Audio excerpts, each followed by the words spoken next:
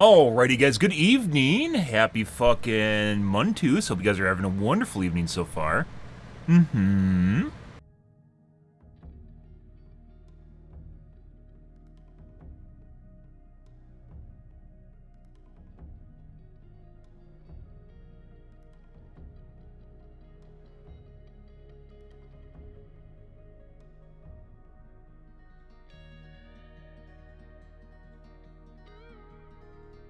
Ah, yes. Let me get my coffee, guys. We'll get things started here. One moment.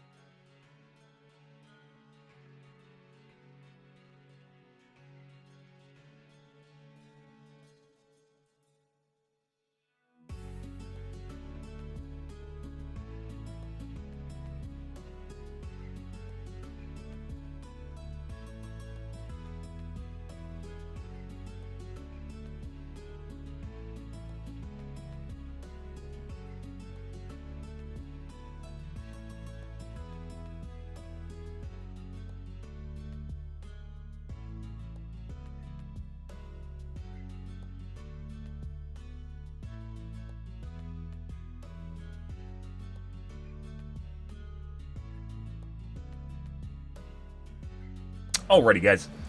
Hope you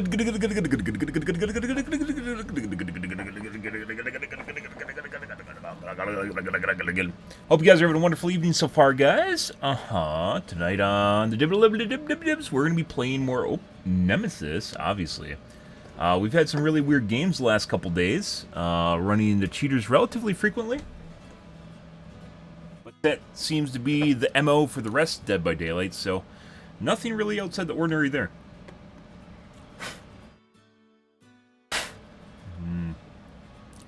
Guy's a scrub. Good. Ah, yes. And definitely still has problems with the Blood Web, guys. Blood Web is not any better. If you're an add-on based killer, you're going to have a lot of problems getting add-ons. As it turns out. Yeah. Let's see where things go tonight, though, guys. We will be playing a different game in a couple days here for something different. Oh, yes. I don't think it's really going to matter, but looking forward to it, so.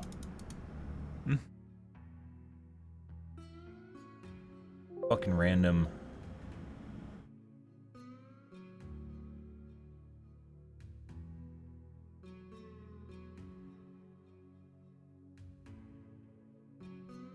Randomly moving my desktop around. Wonder what. Anyways, let's take a look at the tubes, guys. See what's going on there. Do a little tube action, and then more of the dibs. Oh my god. Project Farm responded to us. Awesome. Love his videos. Fantastic. I do want to take a look at Prey. So Critical Drinker is wrong. He said it was going to be a female empowerment bullshit fest. SCW female empowerment bullshit fest. And kind of was. This way it was going to look, but I guess it didn't turn out that way, which is good. Interested in your shorts. Everyone's doing shorts now. Reels, shorts, TikTok videos, basically in general.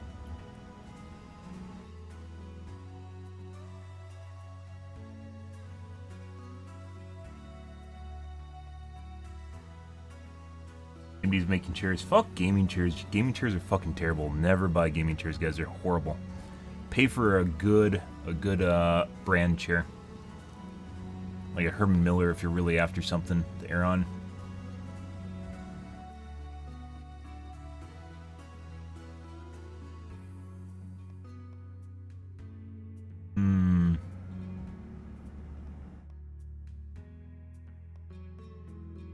Lost Wild.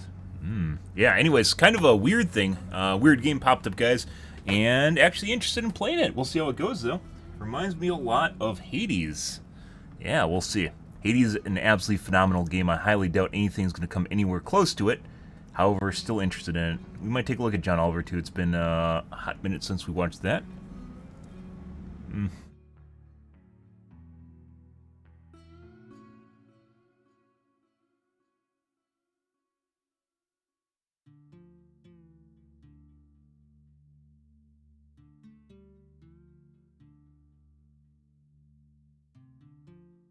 Spray foaming a sunken sidewalk, huh? Yeah, that's not gonna...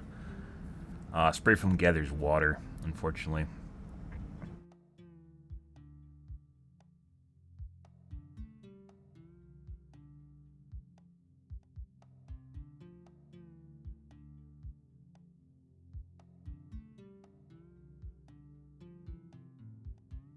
He was 26 solo camping 4 days. And basically in his backyard?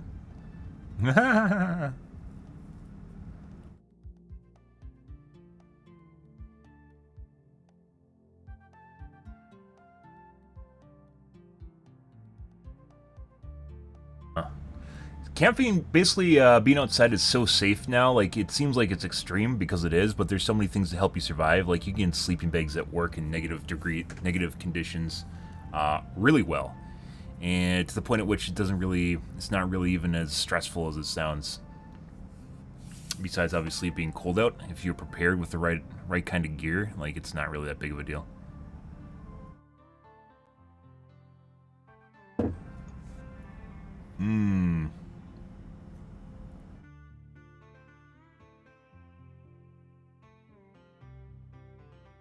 Phase 4 is a massive disappointment. You don't fucking say. Even the normies that are like the fanboys that are really hard up into that shit. are starting to falter on their support for it because it's just bad. It's just absolutely horrible. Like, the...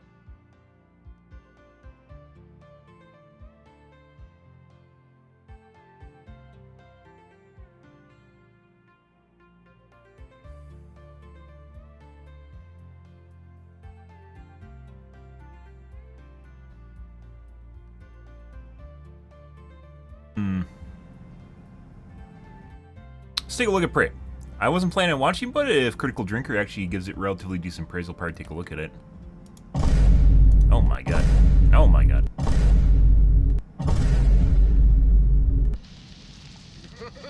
What the fuck? Truly, in the land of the blind, the one-eyed man is king, and in this case, the one-eyed man happens to be Prey, yet another entry in the long, tragic decline of a once awesome franchise. But the difference here is that Prey is a prequel, you see. A prequel about a young Native American girl who has to defy her tribal traditions in order to take on a nearly invincible hunter from another worlds. Because, you know, if elite special forces operatives, hard-boiled detectives, and entire squads of specially trained government agents can't stop these things, then a 100-pound teenage girl is definitely going to make the difference. Bad idea. Anyway, for some reason, people are going absolutely nuts over this movie, hailing it as the greatest entry in the franchise since the 1987 original, which is just so cute. Joking aside, Prey is definitely not a bad movie. In fact, I'm pleased to say it's way better than I predicted after watching the trailer, so color me wrong on that one, I guess. It's got some good ideas, a refreshingly stripped down and streamlined plot, an interesting new setting, and some fantastically gory action scenes, but it's also hamstrung by poor characterization, weak as fuck dialogue, and a main character that doesn't quite manage to break away from the tropes of modern writing. Anyway, the film stars Amber Midthunder as, a female character, I guess. For the life of me, I can't remember what her name is because it's almost never spoken in the film, and she's got so little in the way of personality that I genuinely struggle to tell you anything about her. The best I can say is that she's a young Comanche girl living a simple tribal life in early 18th century America. She wants to become a hunter, and she practices Sounds like it has nothing to do with being an actor and has something to do with superficial views of the person that's as far as I the can actor. tell, there doesn't seem to be any specific rule against women hunting. It's just not really the done thing, I guess. Anyway, when one of the tribe gets attacked by a mountain lion, she and her brother head off to kill it. Unfortunately, she fucks up and gets injured, and her brother makes the kill instead. Anyway, she believes that there's more at work here than just a simple lion, and so she heads out into the wilderness to track down what she thinks is a giant bear. Because I guess it's totally fine for her to just leave her tribe for days on end and not do any work. Being part of a hunter-gatherer society is just kind of an optional extra, I guess. Well, she eventually finds the bear in question, only for it to get... It's kind of funny. It used to be a thing where you look for food basically daily. Every day. Just all the fucking time you'd just be looking for food. In hunter-gatherer societies, before like livestock and before farming, like real farming, you just literally just went and looked for food. And then you'd move when you couldn't find food. That's insane. Like as far as society and, well not society, human goes as a civilization, we've come a long way. Killed by something much more powerful and dangerous, and I have to admit this is a pretty cool reveal of the predator, seeing it partially invisible and drenched in animal blood. So anyway, female character does the smart thing and runs the fuck away, only to bump straight into a hunting party that was sent to look for her, so that the rest of the plot can happen. Well, it's lucky that in all of these hundreds of square miles of territory, she just happened to run into the very people that she needed to find. So she tries to warn them about the predator, but they're having absolutely none of it because they don't want to listen to a girl. But it's okay anyway, because the predator shows up to take on this horrifying display of toxic masculinity and helpfully wipes out everyone except female character. But oh no, then she gets captured by a group of evil white men who are also hunting the predator. And for some reason, the action seems to teleport into a devastated World War I battlefields. Like, what the fuck happened here? Was there a nuclear war that I missed? So I think you can probably guess what happens next. The predator shows up and murders everyone, again, and it's up to female character to put on her big girl pants and take it on one-on-one. Prey is definitely a movie of contrasts, with both good and bad aspects pulling it in different directions. I mean, on the plus side, it's competently directed, with some beautiful landscape shots and striking visual scenes. The towering forests and mountains of North America are a decent substitute for the claustrophobic jungles of the first movie, providing a decent backdrop for the action, although it does kind of contradict the idea that predators show up in hot environments to make the hunt more challenging, but whatever. Don't think about it too much. Dialogue is kept to a bare minimum, which is definitely a good thing, because when people actually do speak, they spout the most inane, obvious, dumb as fuck nonsense imaginable, with a big side order of 21st century idiosyncrasies that make absolutely no sense, given that this is supposed to be happening 300 years ago. But overall, In politics? spells of quiet at least give scenes room to breathe and allow the audience to infer what's happening and make their own judgments. The plot is simplicity itself, really. There's no big reveals, hidden conspiracies, unexpected twists, or stupid-ass attempts to tie it into the Weyland-Yutani Corporation. It's just a straight-up survival story for the most part, and I'm perfectly fine with that, because that's all it fucking needs to be. And holy shit, there's even actual examples of setup and payoff. Environmental hazards, weapon development, and even weaknesses in the Predator's defensive systems They that are think. encountered early on. The characters all think, factor holy into the shit. finale. I mean, a lot of the time it's pretty clunky and contrived, and the movie does everything except give you an on-screen prompt saying, pay attention to this stuff because it will be important later. But hey, in 2022, even baby steps like this feel like fucking progress. Yeah. But probably the biggest improvement over the Shane Black movie is the overall tone and feel. This isn't some quirky comedy masquerading as an action flick. It's dark and violent and very much takes itself seriously, just like the first two films. The Predator is actually portrayed as a genuinely chilling threat. I mean, the mystery and suspense that came with the original is long gone, because at this point, we all know what predators are and how they operate, and if I was to be super critical, I'd say the creature starts to make some really dumb mistakes towards the end so that we can have our finale. Like, getting taken out by your own weapons is up there with locking yourself out of your car. Also, I'm gonna Spoilers. have to take a moment here just to vent about all the pointless references to other movies that are thrown in for no reason. When I first heard that this film was set in the Told you. 1700s, I actually predicted they'd make a reference to the pistol from Predator 2. If I was a chaotic neutral, on the other hand, I'd say it was done entirely so they could finally give the backstory to this pistol from Predator 2. And then they could pat themselves on the back for respecting the lore. And sure enough, there it fucking is, inherited by the main character near the climax of the film. Wow, how clever. Except this pistol actually ends up in the hands of the Predators again next time we see it, which kind of implies that once the credits are over, the Predators roll into the village, kill everyone, and take the pistol with them as a trophy. I'm not sure that's the angle you were going for there. And then there's this line that comes out of absolutely nowhere. If it bleeds, we can kill it.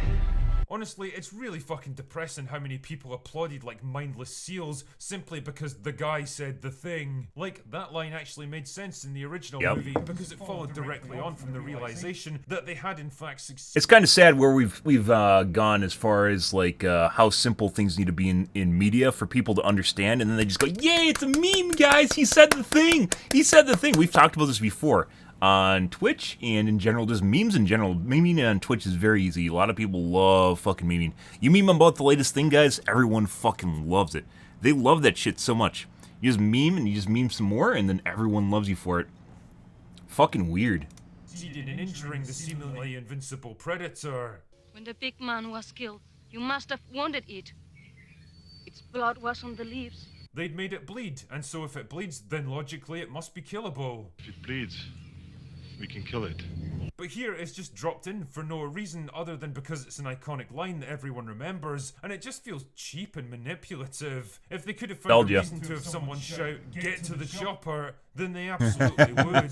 But where the script starts to come undone for me is in the characterization, in that, well, there really isn't any. There's only a small handful of characters in the whole movie, and they're so lacking in personality and depth that all I can really do is identify them by their most basic traits. The cocky hothead who doesn't want women getting ideas above their station. The capable, level-headed mentor who gives his life to save the main character. The girl who wants to become a hunter and eventually does. The original Predator had an awesome cast of larger-than-life personalities, and watching them spark off each other, banter, argue, and react in different ways to their situation was one of the things that made the film so compelling. They had well-defined roles and character arcs, and as each one died, you felt the hole that they left behind. Here though, I couldn't bring myself to give a shit about anyone because they don't get enough development or personality to make them sympathetic, or even...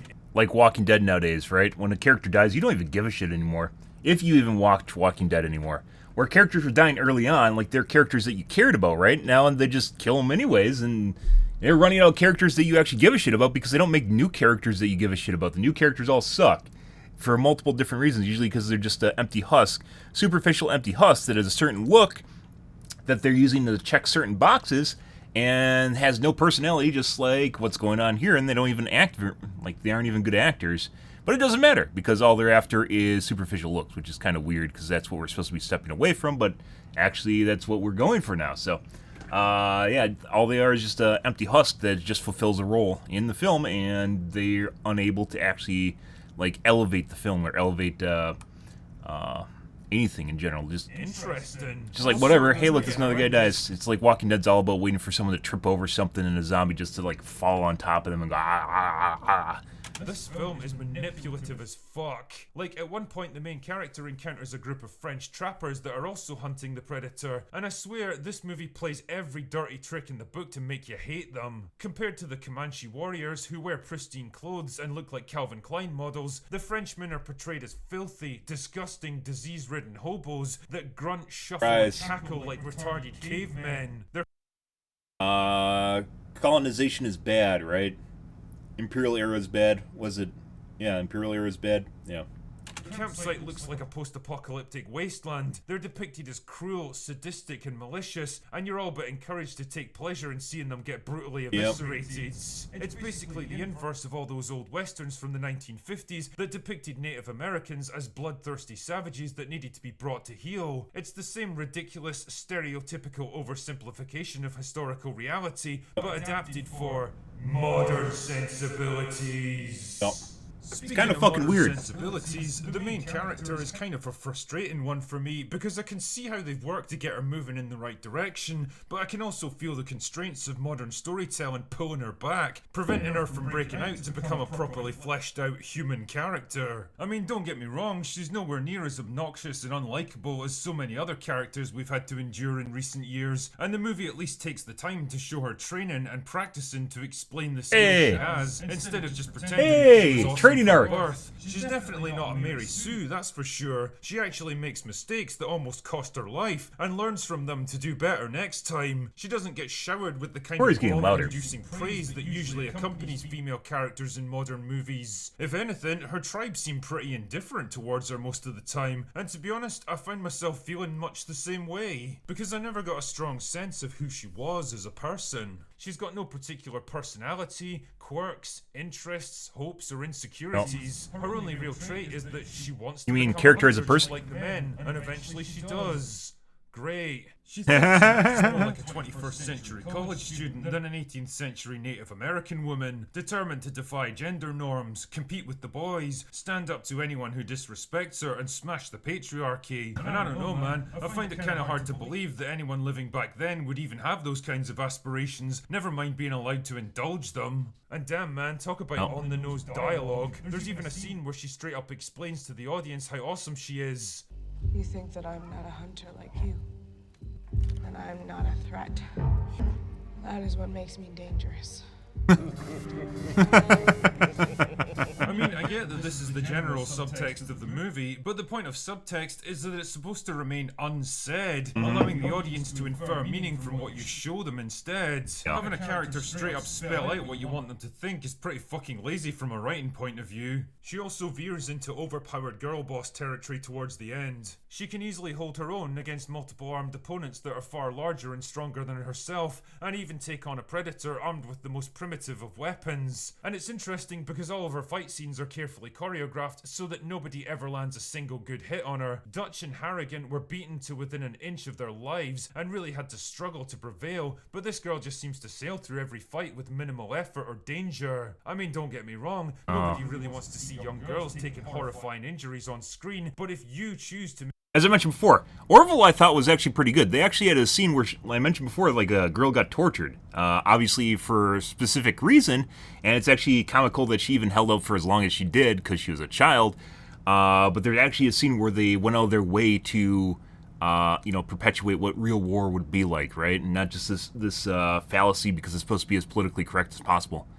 Kind of interesting. I actually applaud Orville for actually going for that far, because, it's one of those things where, oh my god, a little girl's getting hurt, despite the fact that it's fictitious, and it actually makes sense in terms of what was happening around her.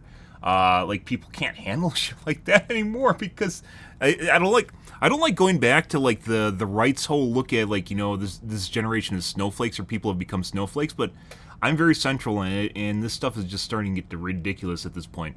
Like, it's a fictitious world, right? You're supposed to, like, making it believable means there is some level of reality in it. And, like, if you have a scenario in which war exists, obviously people aren't going to hesitate at torturing a kid. Well, they might hesitate at torturing a kid, but depending on what's going on, and depending on how much, what kind of professional you have there, it's going to get pretty intense. Like, what's it called? All Out War? Where people are willing to do anything for a victory, like World War II.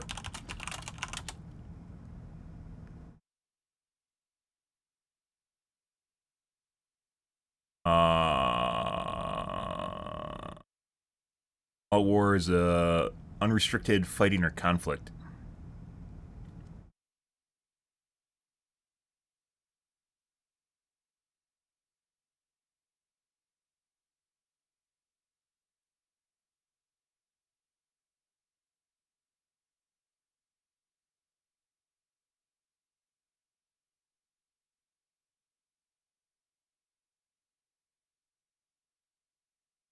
Make one of them your main character and put them up against a fucking predator, then you at least need to make the audience believe they're in some kind of danger. And here's the problem, I never did. She also It actually would have been better, just like kind of a telling sign, it would have been better, especially considering the time period this is happening in, where she managed to make her tribe believe what she was saying, and they all got together and murdered the predator. Would actually have been more believable. Where they led them to victory through a carefully planned out tactics, strategies, and basically trapped them, right? Actually work out a way to trap them that would make sense considering how powerful a predator is, instead of going in, like he's describing here with the superhero Marvel sequence, like Miss Marvel sort of shit. That would probably would have worked out better, and they can have a female do it. It doesn't fucking matter, and it would show leadership qualities, and women are capable of leadership, and you could have a female empowerment moment, and it doesn't really matter. But it'd be much more believable, and it'd be something where it'd show character and growth in the person and their tribe as a whole. never really changes as a person, which is weird as fuck considering what she goes through. Character development is very lackluster nowadays. By the end is external factors. Her tribe finally recognizes her as a great hunter, but she already saw herself as that right from the start. In the first movie, Dutch starts out as a competent, capable soldier, capable of taking on any earthly threat with ease, and as a result, he's supremely confident in himself. But as the movie progresses, he gets more and more rattled and put on the back foot by the monster stalking his men. Everything he tries fails, every trap he lays goes wrong. He's eventually stripped of resources and ideas, humbled by the enemy he faces, until at last he's reduced to his most primal instincts. And by the end, he's a wiser but sadder man, traumatized by his experience, and probably resolved never to visit a fucking jungle again. But in Prey, our female character stays basically the same throughout the whole film. She's always stoic, reserved, determined, and resilient. She returns to her village a triumphant hero, strong and proud, rather than broken and exhausted by her ordeal like a normal person would be. And it's all just so artificial and cheap, like the movie's somehow trying to show off by making her so much stronger and so much more resilient than her predecessors. It's all based off this simple-minded fallacy that the absence of fear or weakness is what makes a person strong. It doesn't. It's a person's ability to overcome their flaws and fears and weaknesses that makes them a stronger character. But all of that stuff relies on actually showing weaknesses in the first place, and that's not allowed now. Ultimately, Not allowed for characterization female grudges characters, it's allowed for aside, males. Prey is Males a are movie allowed that to I'd be best vulnerable, describe as solid especially rather when a than woman can spectacular. soothe A them, competent which never mid-lister happens in that real life, hovers by the way. around the middle of the Predator franchise, Never neither happens in real terrible life. nor great. It's definitely Like a massive step up. the best way to turn off a partner if you have one, like a girlfriend, is to dump your insecurities on her. Like that'll immediately just make her hate you. Try to like literally just move on. Like a purely non masculine quality, and while people might say, "Oh, that's something we should allow now. Guys should be allowed to cry and stuff like that," it's definitely not something most women want to see. From the kind of garbage we normally get these days, and it has Vulnerable. moments of real inspiration when it almost breaks through to become something special. Not to say you shouldn't take care of your problems, but there's other ways of taking care of your It's problems nothing without trying to dump them on wishful someone, thinking. But hey, using them it for could have been emotional support. worse. A lot worse. And if recommendations mean anything to you at all, then well, I'd say it's probably worth a couple of hours of your time, provided you go in with the correct expectations. Weird. Anyway, that's all I've got for His today. review here seemed mainly Oh, wait, negative, now. but he's still telling you to go watch it. That's pretty weird. Not sure what's going on there. I wouldn't expect him to recommend it.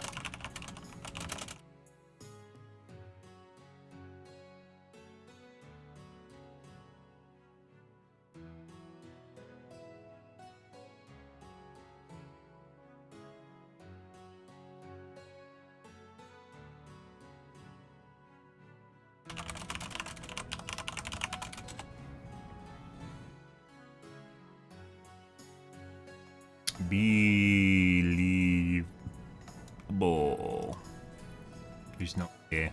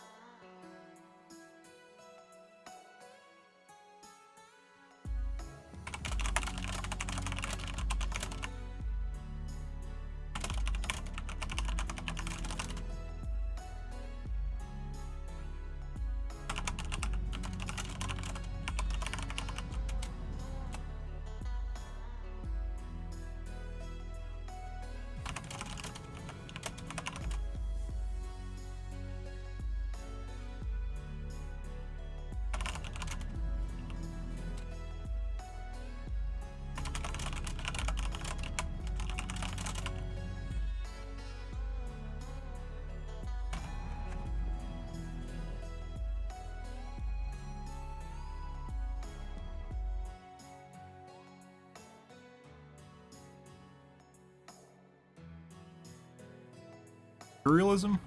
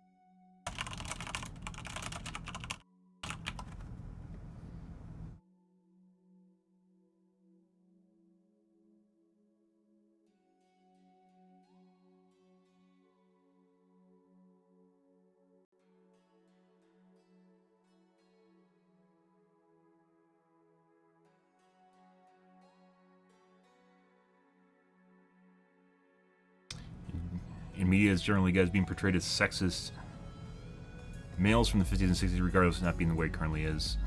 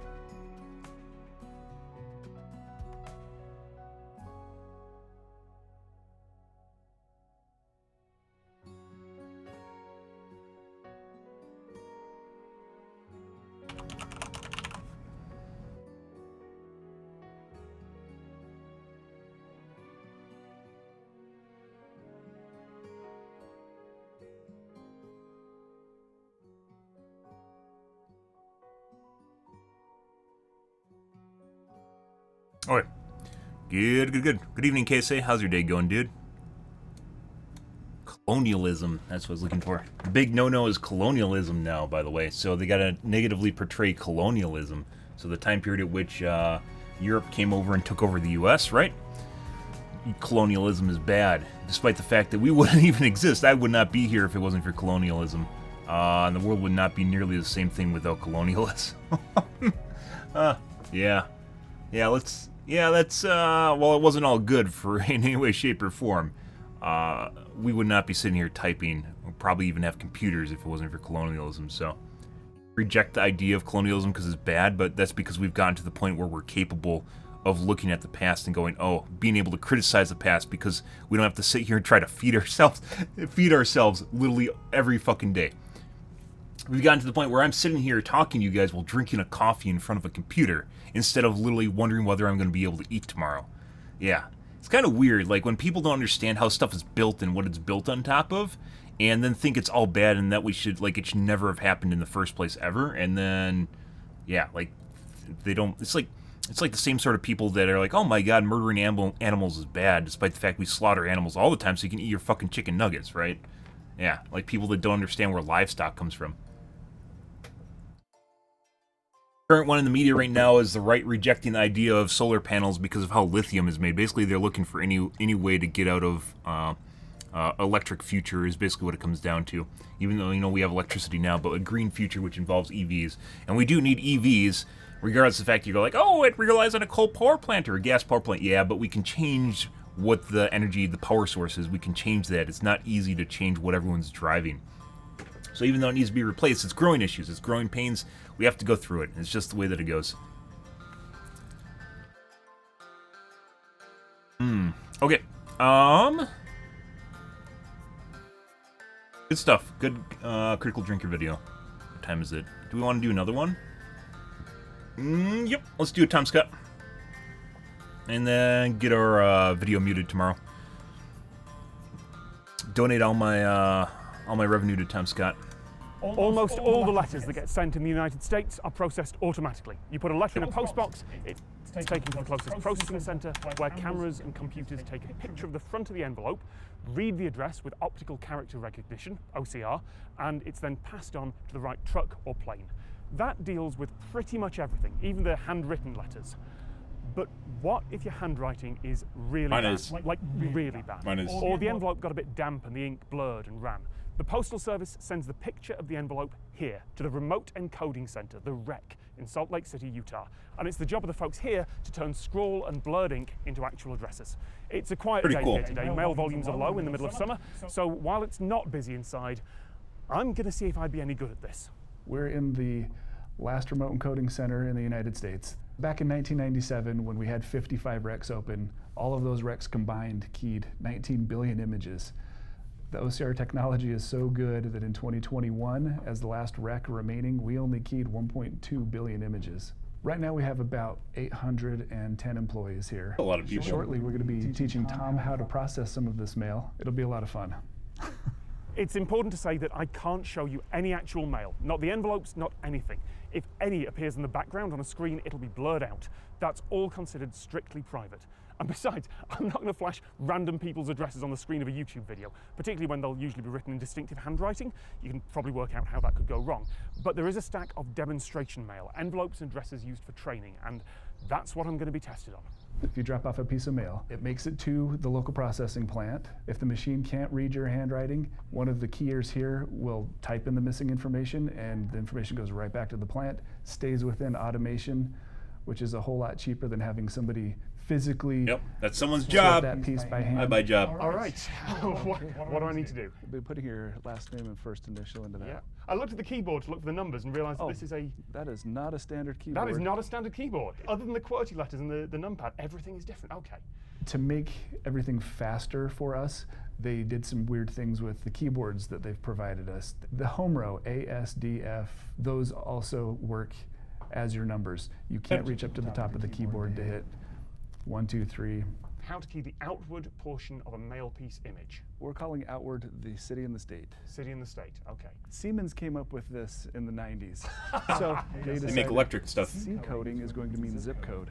Outward is going to mean city and state. Okay. Inward is going to mean the street address. And that's now the language that you use because that's what they decided. To make it faster to key these letters, our keying is a small extract of what's on the letter, and then it compares it to the known good addresses in the database. Every known good address in America is sitting on our servers in the back. If it's good, the piece just goes away and you're done. If it matches a couple of good addresses, then you'll get a list and you'll choose out of that list which is the address you're trying for. It makes it a whole lot faster than typing out the entire thing. Key in the first 3 characters of the first word in the city name. Okay, first character of the second word, 2-character state or territory abbreviation. It's the 3+1 rule. It's the same for the street addresses. Okay, press the go key when ready. Go. So that is LETMS.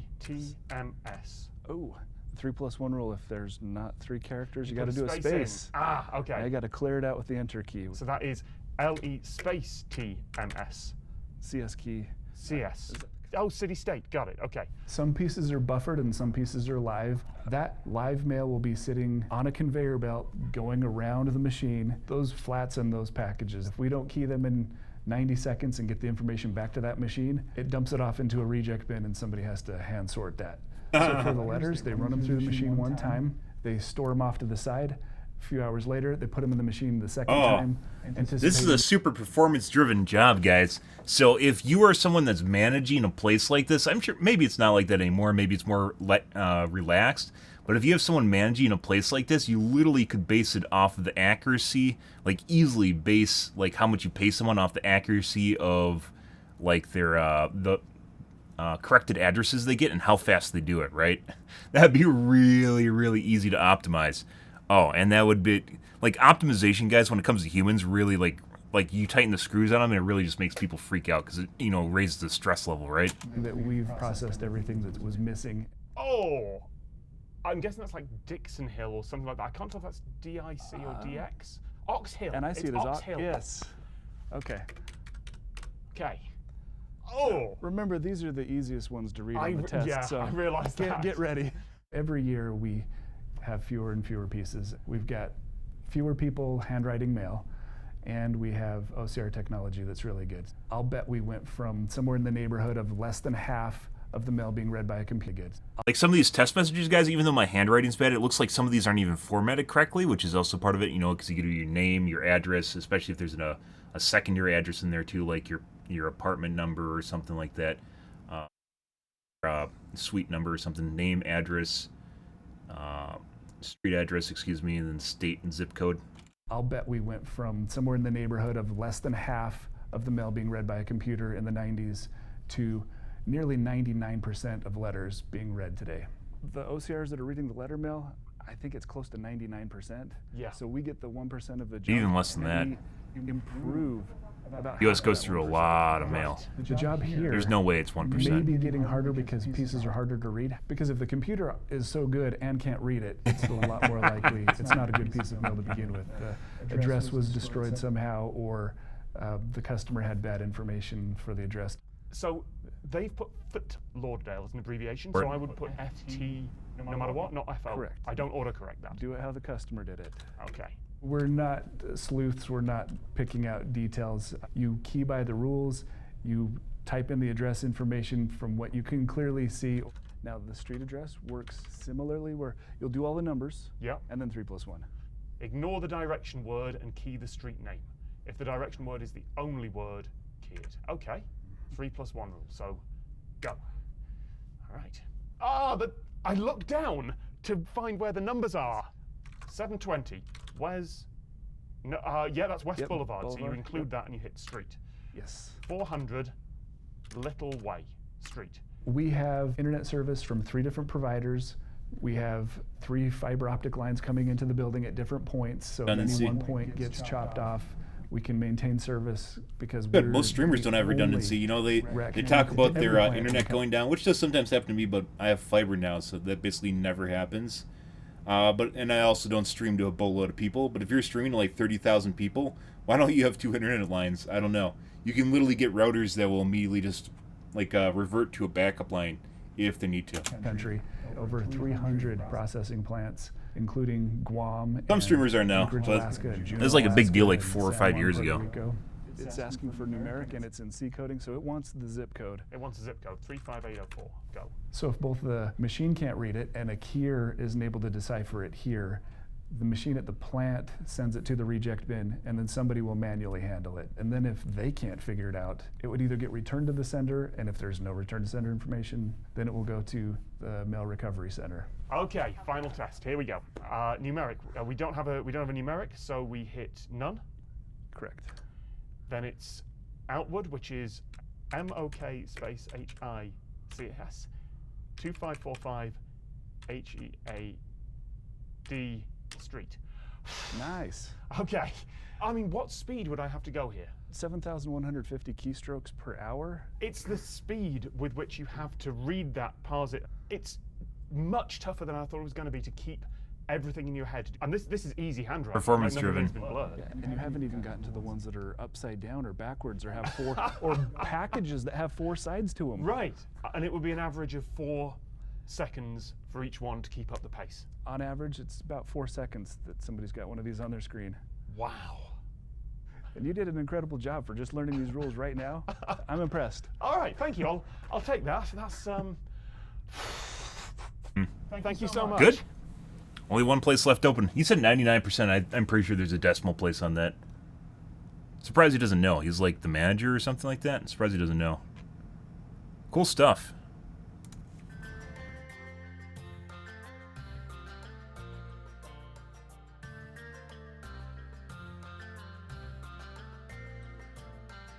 I don't know if I could do that constantly. That seems super tedious.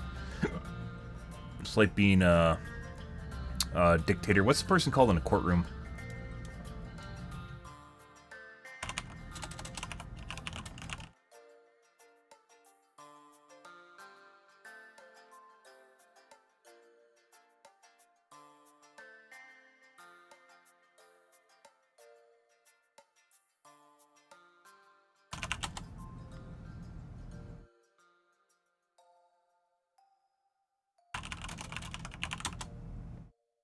Stenographer. There we go. Stenographer. Like, I can't just turn off my brain and just like do stuff constantly. It just irks me. Internally just irks me.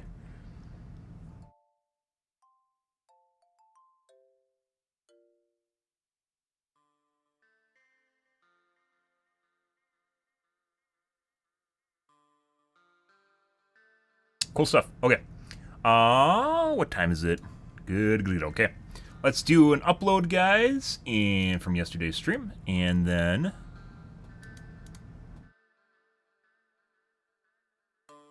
we had a highlight yesterday.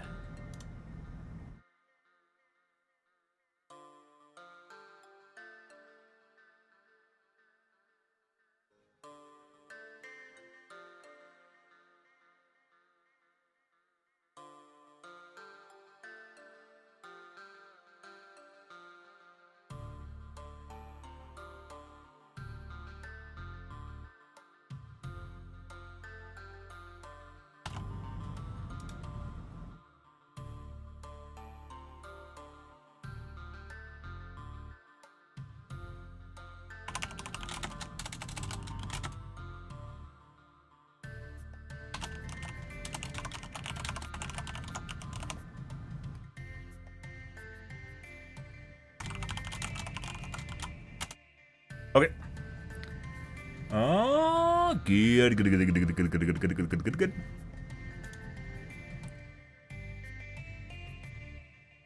Wait for that to show up now.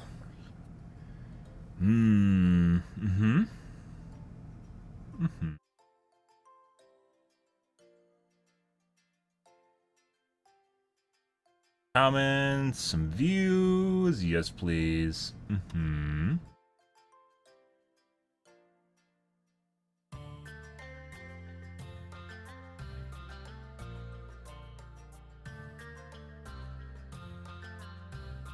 God, multiple likes. Oh my God, we're growing so much. 5 views. Jesus Christ. There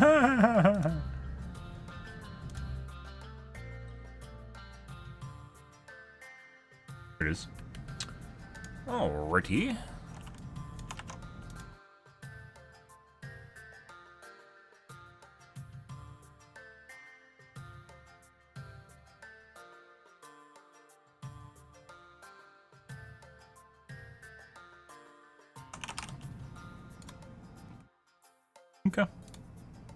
And done. Good, good, good. Okay, let's take a look at the Reddits, guys, and move on to the dibs.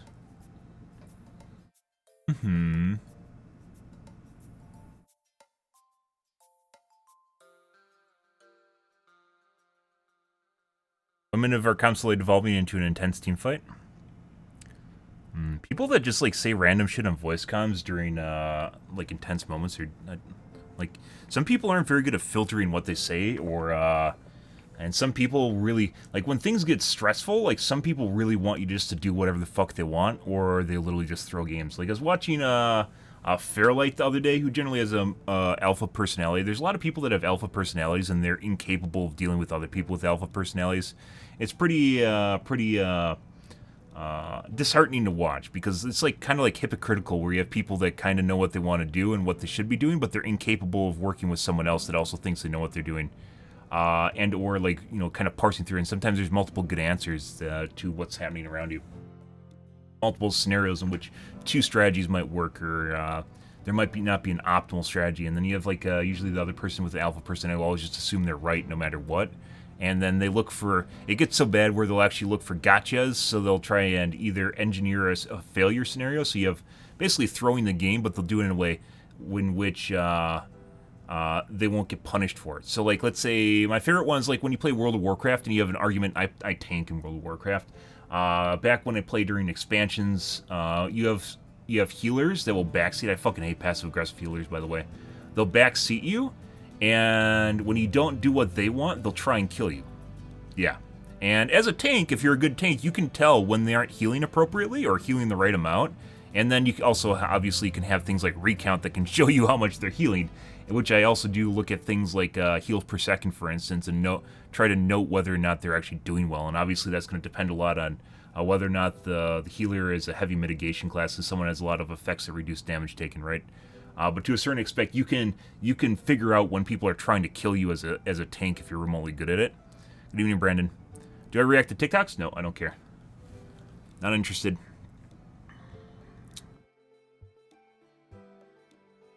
Yeah. But yeah, you just have a lot of people that'll just try and kill you. You'll have passive-aggressive healers that try and kill you, and it's very unfortunate. But it's the same way in, like, when I play HOTS, for instance, or MOBAs in general. If you have someone you have a disagreement with, well, they'll just go, like, turn off their brain and sit in a lane and pretend that they're farming experience. Yeah, like, they just stop giving a shit, and they'll try and make the team fail. It's like the pussiest fucking bitch boy thing you can possibly do is where you throw the game because you are being an entitled little fuck. And I say it in the best possible way, because disagreements are normal. That's the way it works. Thank you. Oh, no, I am? Good. You started it off way too, yeah, okay. Oh, yeah? Good. Good, good, good. Uh-huh. Following for 3 minutes? Oh my god. Wow. Do you know how glasses work, dude? I'm literally looking to the left. Do you understand how prisms work? Yeah. Oh, are you related to Nick Merckx? Are you a Nick Merckx bitch boy? You are, aren't you?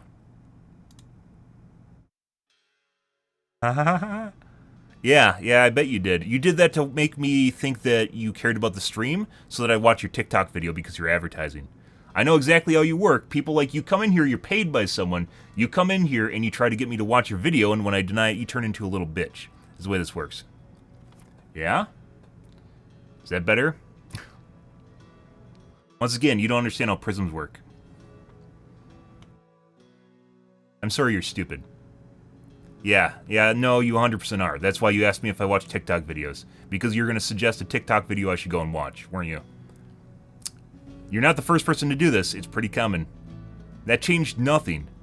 Uh-huh. No, I know what I look like without glasses off. I have contacts, dude. If you think I'm looking different directions without glasses on, you're just full of shit. I don't have a lazy eye. You can think what you want, but you're just a moron, so. Yeah, I'm out of water, by the way.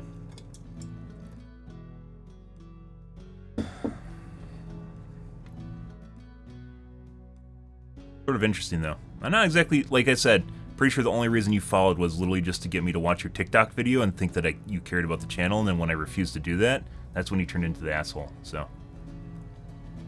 Why would you assume that someone that looks smart and has clever dialogue would have a 2.0 GPA? Oh. Good. You need to do better at trolling, dude. And you're definitely a Nick Merckx fuckboy. That's specifically... the only person that's ever made that reference is Nick Merckx. And that's from the tweet I made at him about his aim assist. It's actually pretty hilarious. Basically, you can look at people with controller, and they'll favor whatever gun basically gives them the best aim assist. For instance, the triple take in Apex Legends has a very liberal dose of aim assist on it, which is why I use it all the time. And basically, no one else uses it because it's not actually a good gun if you can aim. You aren't clever? Oh yeah. No, I literally just got you verbatim. Literally just got you verbatim. And nuh-uh. Yeah, and then you take off the glasses. Once again, you don't understand how prisms work to change where you're looking, your eyesight. You know, the little things where it changes your diopter and when they put you in the chair. Yeah, it literally changes how light hits your eyes so you can see properly with glasses on. Yeah. But yeah, that was only a reference that has ever been made by Nick Merckx, ever. So. Yeah, it kind of strikes me. He actually has an old account though. It's kind of weird. And apparently, I'm getting view botted with all 29 of my viewers, guys. Oh, I'm on the road to success here, guys. Holy fucking shit. Yeah. Again, he literally followed right before he messaged. And I don't have a follower only mode on, so you don't even need to follow me. I don't know why. What is... So if you're blind, you can't understand how logic works? What the fuck is that? Apparently your ability to think is linked directly to your eyesight. Who knew? Who fucking knew, guys? Oh, this is a new one for me. I am the top. Oh my god, you went and read my profile now. Oh my god. Good for you. Wow, you're looking for personal insults. Wow. Yeah, and bitch boy logic isn't totally just going back to, hey, have you fucked a chick? How many chicks do you fuck? That's like high school shit. Get the fuck out of here, dude. Let's take a look at the just chatting category and see how far we're botted up in the just chatting category. Okay, so here's page 1, 2.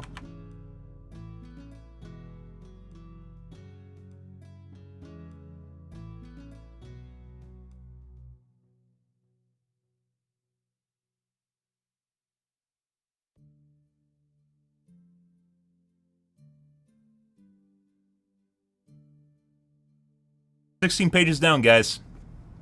We're making it on Twitch. We're making it 16 pages.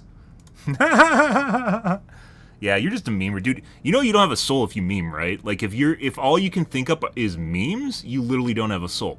Like you're incapable of critical thought. Yeah, it is. No shit. Welcome to Twitch, dude. Oh, that's hilarious. I was debating on banning you right away, though. Coping about what? What am I coping? Yep. So, a coping mechanism is me making up for something. What am I making up for? There's nothing to make up there. There's no you don't even understand what a coping mechanism is. You're just a memer. Like, you literally have no soul. You're incapable of critical thought. And then you make fun of me and say that I have a low GPA when you literally don't even understand what you're saying. Oh no, the high school insults! I've definitely never talked to a woman before. Ever. I've never talked to a woman. And you don't understand how prisms work either. Hilarious. You have to explain I mean, that's part of being smart is explaining things, right? You understand this, right? Like, it's not going, no, you're dumb. Like, that doesn't make you smart, right? It's proving that the other guy's an idiot makes you smart, which I did to you. I'm sorry if you're incapable of doing that and you just meme, but, I mean, you can go back to school at any age, dude. You can go back and get your college degree. Which everyone on Twitch tells you is a horrible idea. Yeah, because they made it big on Twitch, yeah. It's like 99% of people on Twitch can't even make a living off of it.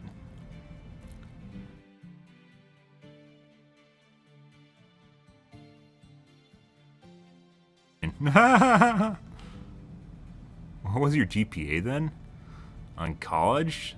So I dropped out of college. I went to college the first time because my parents wanted me to go, and I didn't know what I wanted to do, and I eventually dropped out of college, obviously flunked out. Worked as a general contractor for a couple years, realized I didn't want to do it. Obviously, I couldn't get back in because they wouldn't take an appeal process, so then I went to tech school, or community college as it's called. Got like a 4.0 in community college, and after a semester, got back into normal college, and got out with my degree. I don't make a living off this. I have two jobs. Congratulations. At one point I had 3 jobs. You figured it out. Literally what I just said. You took the words that I just said and tried to make an insult out of it. Instead, I'm a hardworking individual. Yeah, good luck with that. So now you can't use the welfare excuse now. Oh, God, dude. A dropout. Yes, I was a dropout. And people that tell you that it's easy to go back to school once you drop out, no, it's not. People that drop out almost never go back to school. Yeah, it is sad that I can't make a living on Twitch. People that drop out of school almost never go back. And they'll say, oh, it's easy, they just have to reapply. No. No, people that go back will tell you that it's much harder going back. And especially the older you get, it's much harder to learn later on. Oh, I mean, this is a hobby for me, so this is technically a job based on the amount of time I spend for it, but it's basically a hobby. That's why I still do it. I've been here a long time. You should read through my profile more so that you get more ammunition for what you're going through. I enjoy my jobs. Imagine doing what you enjoy in life. That's pretty ridiculous, right? So even though I don't have a lot of viewers going on here, that's alright. Would like to make a living off Twitch, but that is relatively unpredictable.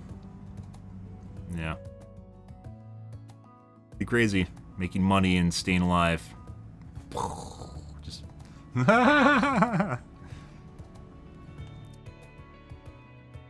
Actually, like, based on your account, I thought you were a Let's Go Brandon fuck. I thought you were a Trump fuck. You wouldn't be one of those, would you? That's not a play on Let's Go Brandon, right?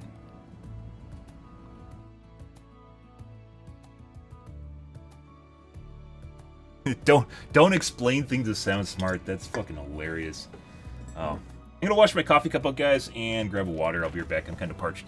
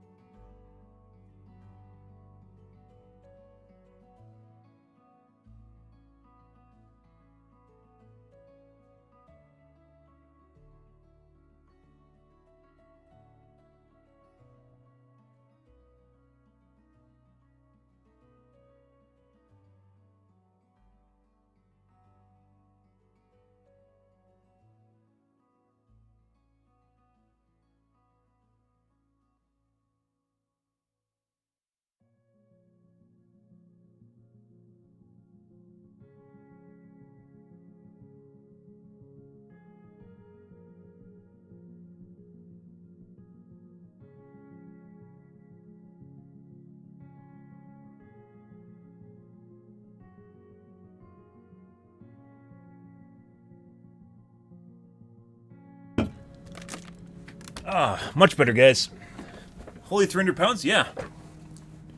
About 270, dude. And I'm also 6'5". And I do cardio daily. It's true. Yeah, I'm a big guy. Perfectly fine with my weight. So I was actually considering banning you, but I want to see what your angle was. So normally people like hate watchers come from a certain area. And you doing the whole, was it Cisco or whatever the guy's name is, from Ice Age, I think it was. That's purely the only time that's ever been brought up. I've streamed for 10 years. The only time that's ever been brought up is by Nick Merckx. And it's because he's too stupid to understand how glasses work. I was kind of curious, and like specifically looking for demograph. Yeah, I don't know. It's like I'm pretty sure he just came in here looking for me to watch his TikTok, and then when that didn't work out, I guess he got angry because his life sucks. So yeah, I'm a big guy. True story, and not like Twitch 6'5". I am actually 6'5". So.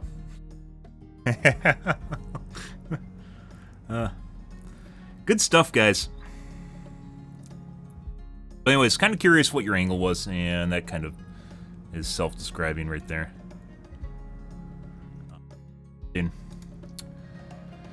Anyways, what we're doing, we're looking at the Reddits, guys, so then we can get on to doing some dibs. Yes, sir.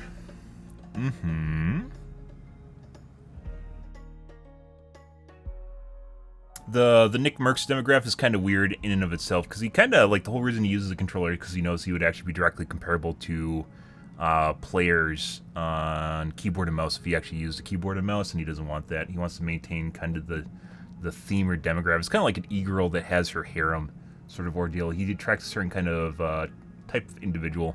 Mainly it's like the macho alpha types, like he likes being macho alpha type. That's usually where a lot of his problems stem from on teams, is playing the blame game too, where he has to look like he's right all the time even when he's wrong.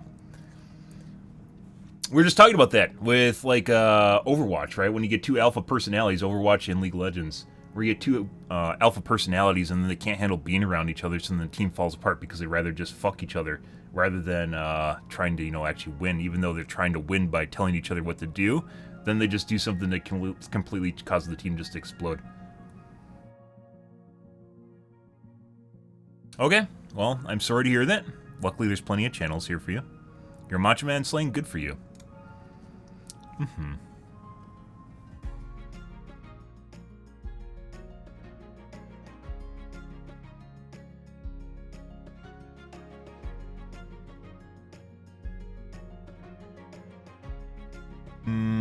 Not looking like a whole lot going on here, guys. Oh, as I mentioned, guys, we will be playing a different game in 2 days. I'm not going to tell you what it is going to be because it's hush-hush, but it's something interesting. A lot along the lines of Hades. Looks fun. Hades is a tough game to beat, though, in terms of just how fucking awesome it was. I did not expect it. I'm not huge into roguelikes, but the game I'm looking at kind of has like a Hades. They definitely took inspiration from Hades. But if it's remotely like Hades, it's like Hades combined with The Sims. If it's remotely like Hades, it'll be good. It'll be worth playing. And I wasn't going to play it, but having watched some people play it, I'm like, yeah, that actually looks like something I want to watch. So, 2 days from now, I think it is, so on maybe Wednesday or Thursday, we'll be playing a different game. Depends on when it releases. But I'm not telling you what it is. It'll be a surprise, guys. Good. What did I do to him? I guess I don't know. I have no idea. I assume it was just like an advertising thing and then just had to blow off some steam or something stupid. But I was curious about the demograph. And a little bit of entertainment going on here too. Sounds bad? Yes, terrible game. Horrible. I don't know why this Genji cosplay has so many upvotes. It literally looks like Genji in sweats. Like minimal effort Genji cosplay here. Like the Diva cosplays where they buy the Diva suit off of fucking Amazon. Oh yeah, it's boring? Oh no. Oh no, you'll have to tune in. Ooh. Using tactics and strategies, guys. Consumer psychology. It's a surprise. Oh my god, now you want to know. It's clickbait. Tune in to find out. And your Reddits, guys.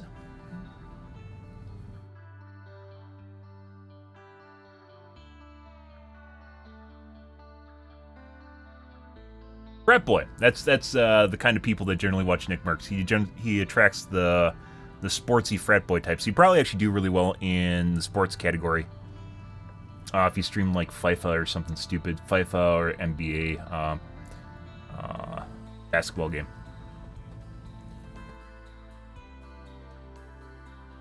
There's a lot of people, even though it doesn't seem that way, there's a shitload of people that fucking play sports games. Like an insane amount of people that play sports games. Sadly. Sports games are very, very, very boring, in my opinion.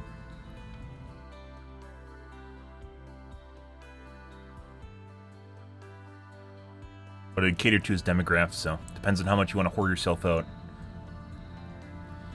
5800 X3D. It's probably this. By the way, the only processor I'd recommend getting right now is a 5800 X3D. Otherwise, I would wait till this fall for the 7000 series release, especially the 3D cache versions. Definitely worth buying. That's what I'm waiting on. You love sports games? Yeah. They also love their truck driving simulator. They love their simulator. Farming simulator and truck driving simulator are apparently really big over there. Yeah. They love their simulator games, specifically the just do a slice of life games. Each their own. If they enjoy that, good for them. Good for them. Also, the new NVIDIA GPUs and AMD GPUs coming out this fall. Definitely looking forward to that. We're probably going to see the launch of the 7000 series, but not the 3D versions, in September, based on rumors. See it in the middle of September, which is next month. Also probably seeing NVIDIA GPUs in September or October.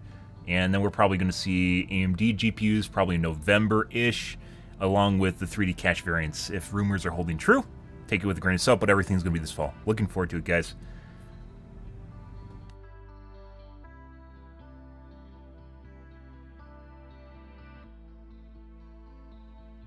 I don't know what the Pro 5000 series is. Excuse me. Surprised he didn't take a dig at me for drinking a soda. Oh my. Guess you can't tell what I'm drinking. Meanwhile, half of Twitch is drinking energy drinks and monsters. And I have one soda. I think these are processors for laptops. And it's not the 7000 series.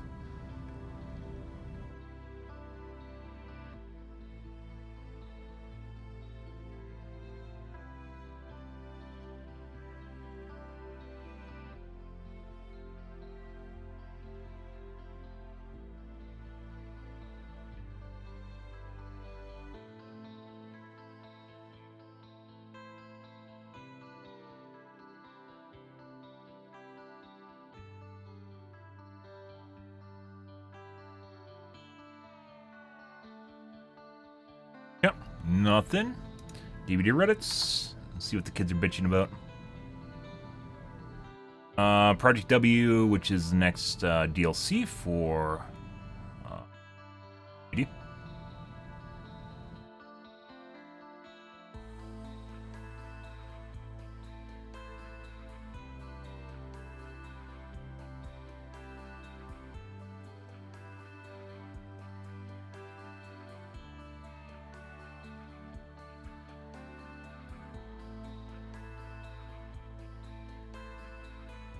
The buffed inner strength opinion is to make a token system so you get a token per cleanse, sure. Then they'd have to have a way of gating it. Just happen the moment you get hit.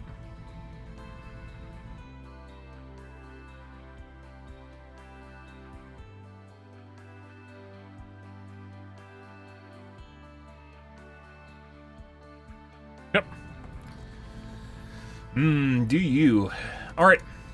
Alrighty, guys, let's move on to the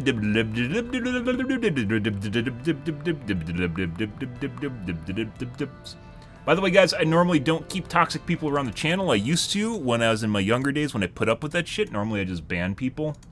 Was kind of curious to see his angle, just like with Kelly earlier this year.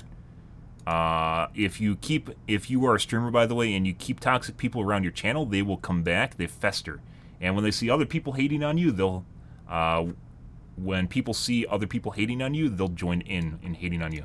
It's a vicious cycle, and you'll just get stuck with a bunch of people that will try to shit on your channel constantly.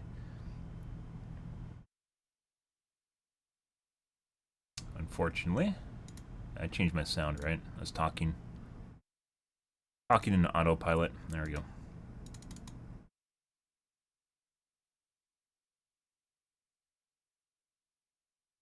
Alright, let's play some games. But yeah, if you're another streamer, guys, don't keep people around that are toxic in your channel.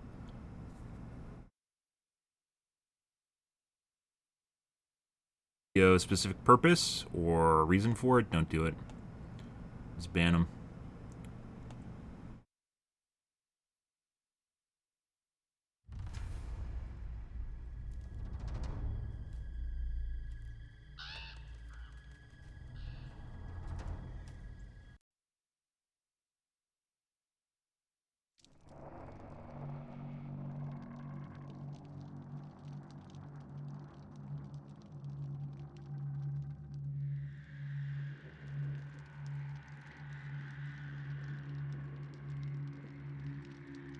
1 second, guys. I have some stuff going on right now.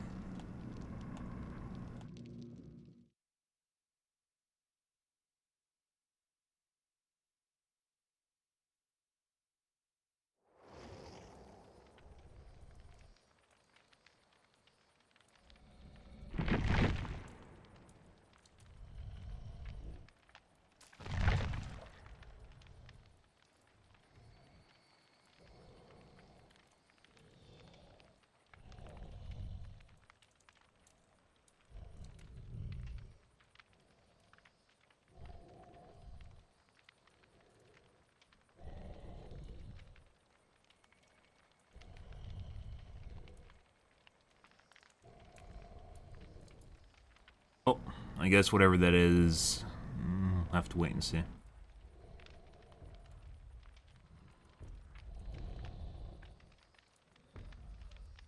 Okay, let's change categories. Done, done. Check the boxes. Good, good, good. Okay.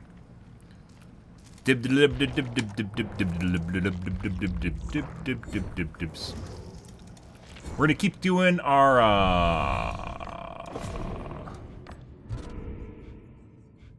profiling our lobbies, guys, to make sure we don't get cheat squads or attempt to try and avoid cheat squads.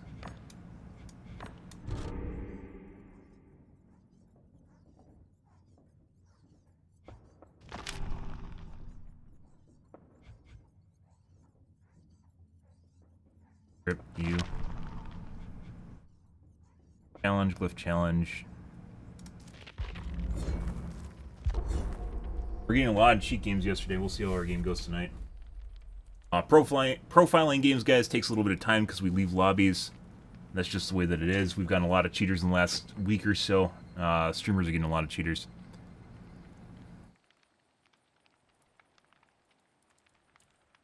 No, no, no. The reference they made is specifically Nick Merckx. The only person that has ever made that reference to me, and I'm not trying to make that up, the only person that's ever made that reference to me is Nick Merckx. Because once again, he doesn't understand how prisms work. Prisms change how light enters your eye so you can see properly. So, glasses do that. Look at things from an angle, it's going to distort, because that's the way prisms work.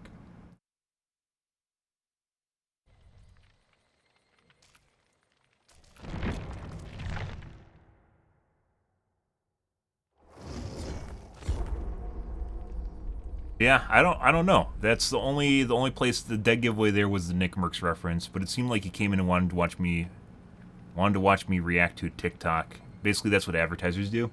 Is they'll come into the stream and go, "Hey, have you watched this video?" and then post something completely random, unrelated to your content or your stream, and as a way because they get paid for it, for clicks, and for people watching it. And then when I refused to do that, turned negative. I wonder what the TikTok was he was going to suggest, because he's clearly from Nick Merckx.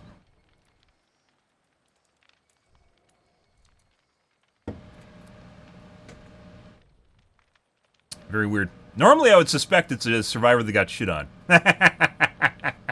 Normally I would suspect that, guys.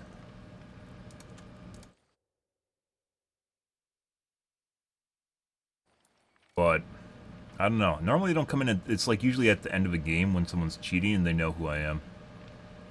Because they go out of our way to try and hide who I am in game. We're gonna play this, I guess.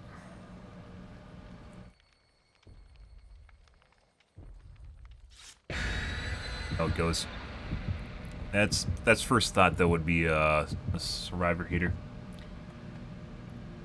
Now we have YouTube to thank for that, so if someone watches a video and they come in and see them going live, then they come into rage from basically content they saw on YouTube or something.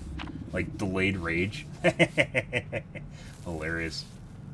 I saw this video, I'm so fucking angry now. Yeah. See how this goes, guys.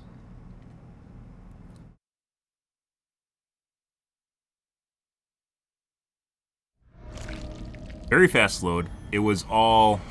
We're gonna cam off first game. It was all globes, by the way. Or not all globes. One was not a globe, so pretty sure these are PC players just operating under globes, which means that they're probably, possibly cheating. So when you have a bunch of people that are globes, and they load really fast, it means they're related. Intentional. Guys.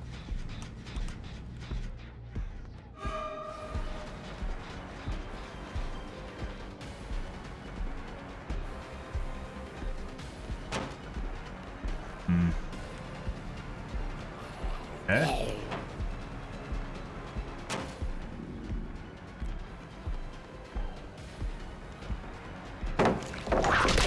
Seems fast. Oh, what a dumb shit. That's a Yui, by the way. She doesn't look like a Yui at all. Guy back here, did he leave? It looks like he left. Check the other gen. Based on what we're seeing already, I probably shouldn't have veered off. I should have taken that chase. She also seemed very fast, if you guys weren't getting that. Tap and tap. I forgot to take off my speed zombies.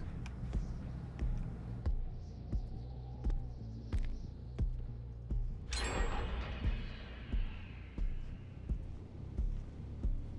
is a coordinated squad. Intentional from the looks of it.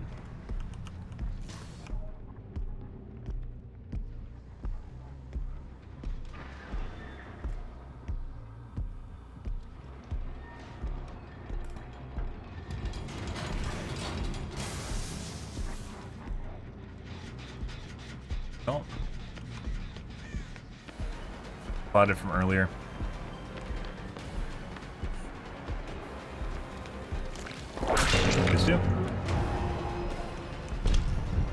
Erratic scratch marks. Erratic scratch marks. Lost chase, won't chase. Oh my god, BHVR. That is fucking obnoxious. I hate that bug so fucking much. You could even see the whip pull out. Erratic scratch marks, missing scratch marks, erratic scratch marks. You guys aren't gonna have windows either. I'm pretty sure this is a cheat lobby. No. Bolting faster than normal. This is 100% a cheat lobby. Yep. We're just gonna have to go for a chase. That's just the way it's gonna be. This guy's definitely running a speed hack. He spins too fast too on top of it. Oh, knows exactly what I'm doing, where I'm looking. Just goes to cut off, so we have to W key. Fuck off, bitch.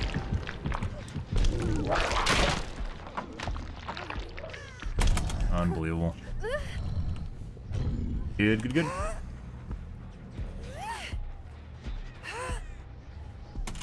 Okay. It's probably gonna be 1 to 2K. We're gonna tap. Oh, she didn't go for an unhook, she should have. Multiple cheaters, guys. Claude is cheating. This is the second Claude, not the bottom Claude. This is KB. The K at the bottom was also cheating. I don't know what the other Claudette was, and I don't know if we saw Meg.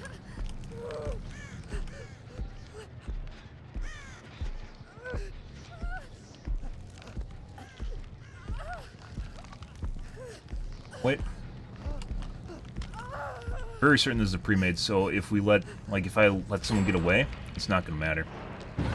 Hey, look, somehow they managed to get the fucking, overcharge off that gen. Isn't that fucking weird, guys?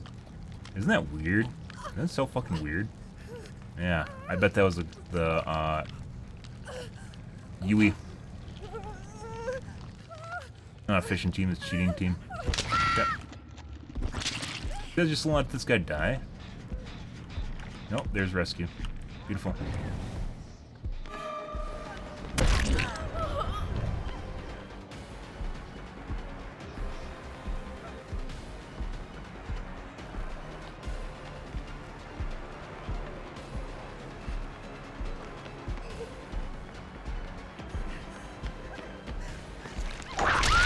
Oh, DS maybe? Let's find out. You have a DS for me? Oh, they just let you die. What kind of teammates do you have? Hilarious.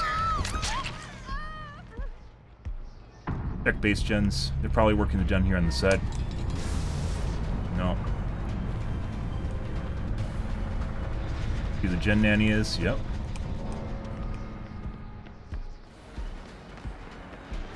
W keying, guys. That's all they're doing. Very fast. Not very good. Just W keying. She isn't running loops and it takes me forever to catch up to her.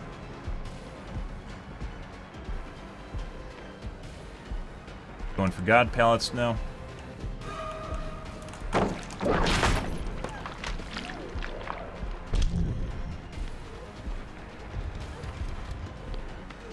Go for it. Oh, okay. Styptic, I guess?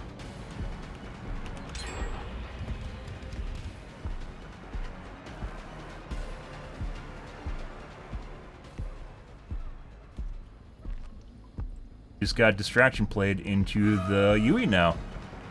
Somehow. That we just traded from the Claudette, who was obviously horrible, to the Yui.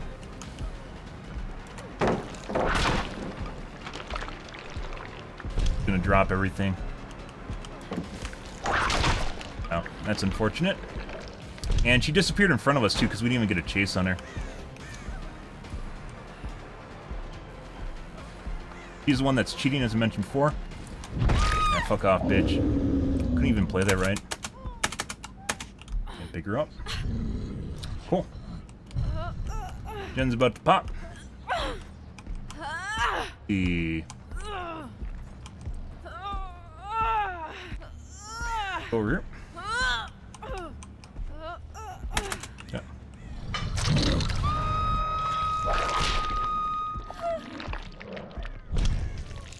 Guarantee you the gen's 99 right now, so. Heat lobby, this is 100% a pre-made.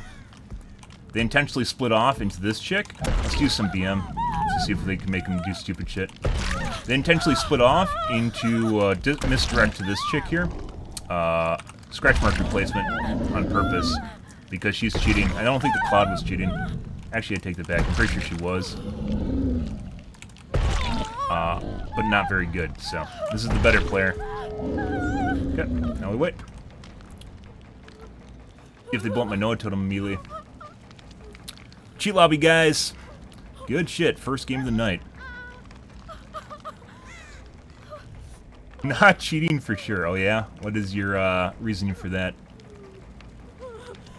Dude, that doesn't mean anything. Mouse 1 doesn't mean anything. It's about how fast they move in... It's about how fast they move in,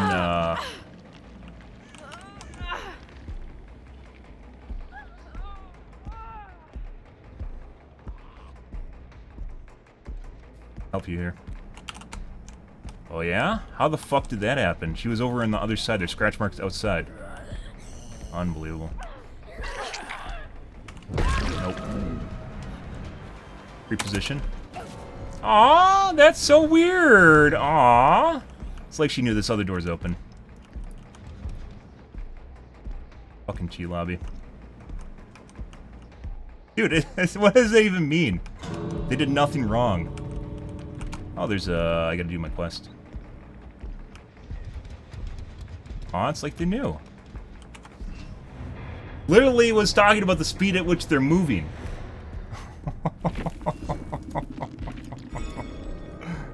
Go away.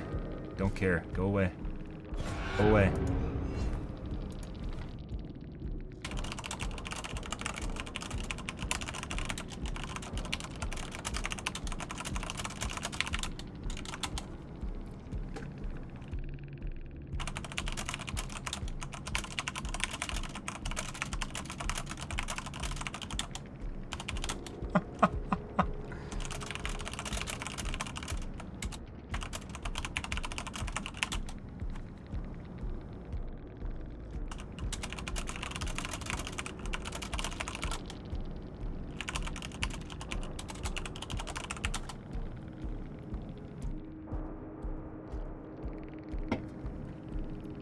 Yep. Surprise, guys. Alrighty. So... Hope Gamer, that's why they're running so fast. Like, it's not even worth going through the perks.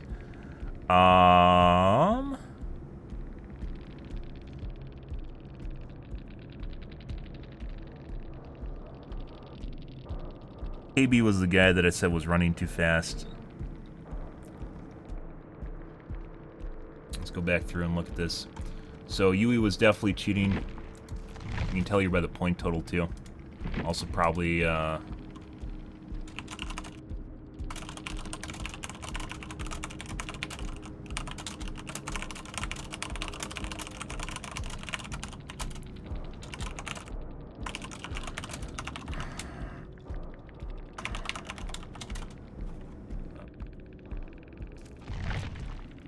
have windows. Nope. They all knew the correct loops without windows. Been watching too much True Did.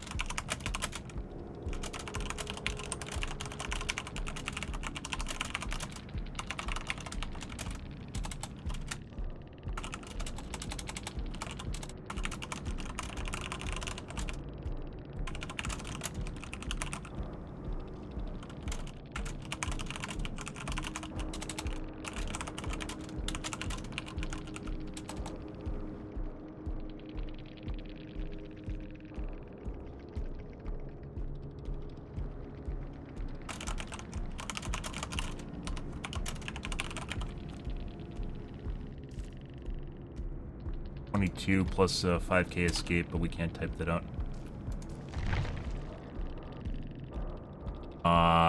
Nancy we never saw. This is our initial hook camp, I believe.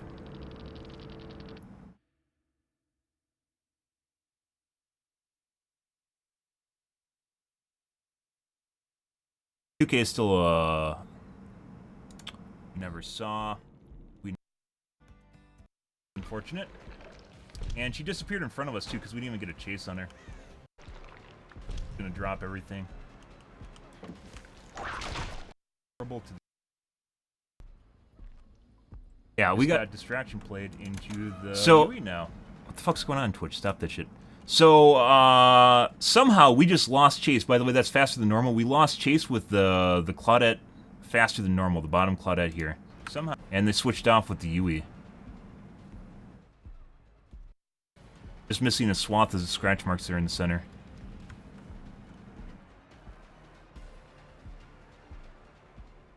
Right here. So there is an entirely missing set of scratch marks here. Styptic, I guess?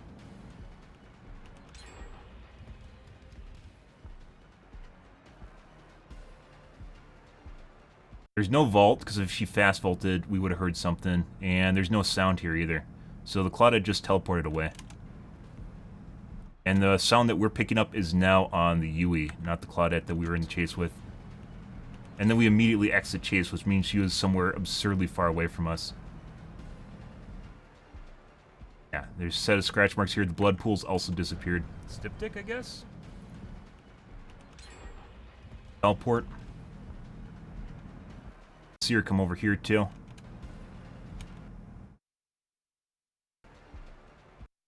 There's blood pool here. And no sound. Just got distraction played into the... That's the cheat lobby. Pretty sure she teleported away. We didn't see her cross back too, so she didn't go into that room either.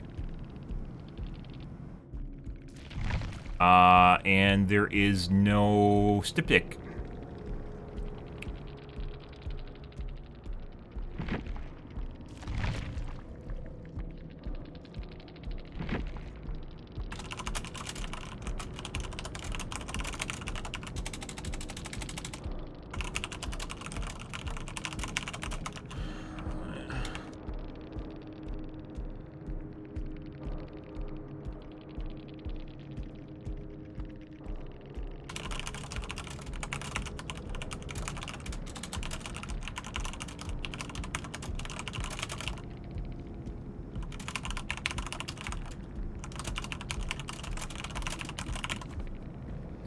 %100% cheat lobby, guys. Super hardcore cheat lobby. Just right out the gates. The Nancy has lucky breaks, so that would make sense there. And the Claudette, what happened with Claudette there makes absolutely no fucking sense.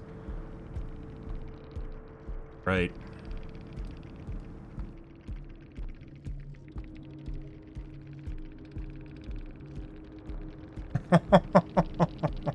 First game of the night, guys. Just straight into a cheat lobby.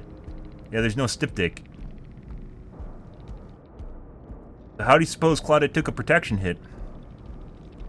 Like, this is, like, that's rage cheating right there. No one has a styptic.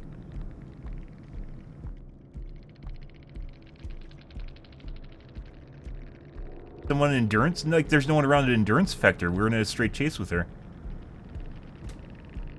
For the people, I don't think applies a styptic or endurance. There's no for the people anyways.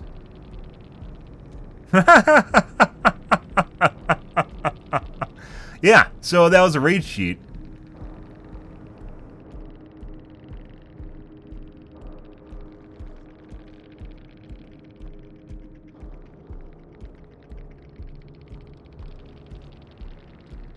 That's what a long window was, KSA. Yes, you are correct. Those windows aren't always open, though.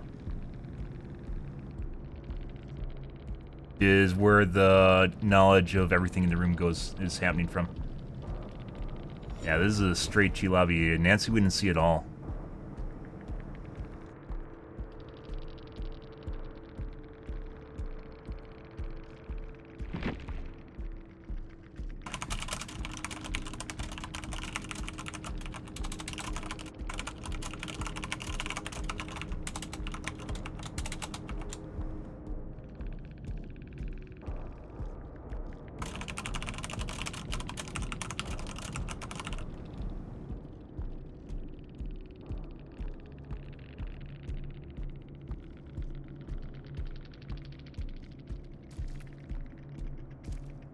Because they're fucking bad, Newman. It had nothing to, like, cheaters don't, if people cheat, it doesn't mean they're good at the game. If people cheat, it does not mean they're good. So, people will assume that because people are cheat, they're always going to win. No, they're trying to hide it. There's nothing here that could have given that Claudette endurance effect, and she got one in the middle of our chase. It had to have came from a med kit or someone hiding that just, like, transferred the effect to her.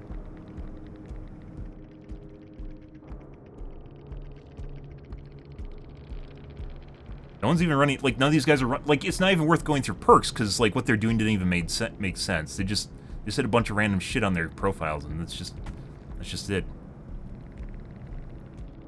This Claudette didn't even make it into endgame. They traded off with the Yui. This Claudette traded off with the Yui and then ran back and rescued the Yui. I don't even know how this guy, I guess that means he got like 13,000 points. This is remotely normal. Right here is remotely normal. But yeah, like, if they're smart or remotely good, that was definitely a pre-made just based on the shit they're doing for each other. That scratch mark replacement, guys, but that Claudette not only just took a random endurance effect, but then she just disappeared in the middle of chase. She doesn't have, like, not that you can depend on Iron Will anymore, but she doesn't even have Iron Will. She just straight up disappeared in front of us while running. After, like, she got around a corner, she just straight disappeared in front of us. She had red X scratch marks to begin with and just poofed. Yeah.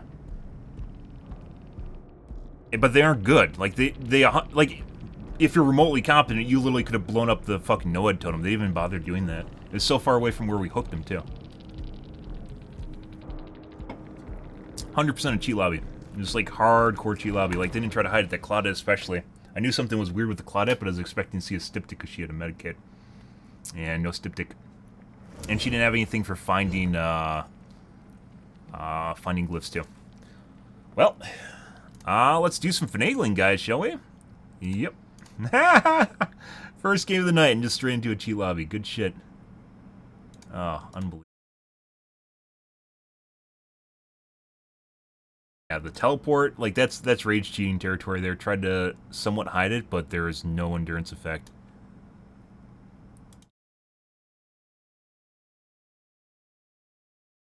I mean, that doesn't mean anything. They could just be randomly wandering around. If they're cheating, they can randomly wander around the map, and then someone can just instantly do a gen and you'd be no the wiser. Unless you have an effect or you've been around a gen, there's no way for you to figure out the progress on it, and someone can just like do it right in front of you, and it'd be just really good at gens. Efficient gens is what True says all the time, by the way. So there's no way of knowing whether or not they're even doing the gens properly or not because you're not around the area. And they know it. No, I don't do PTBs. It's basically beta testing for a developer.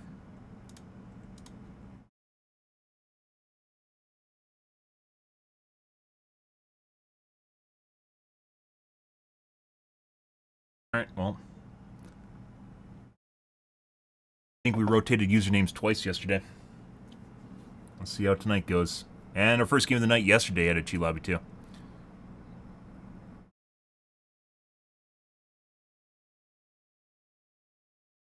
It's like they knew the moment that I went over to fucking do the gem, like that's a fucking straight up BM squad there. The moment I went over to do my green gem for a quest, they just left. I just straight up left. Uh-huh. Hilarious. 2K, by the way, is still a tie. That's break even. Which is funny. Fucking hilarious. That Claudia disappearing in front of me definitely hurt things, though. Which is why they did it. Surprise. And they would have went down even sooner if they went down when I hit them for their endurance effect, but they didn't.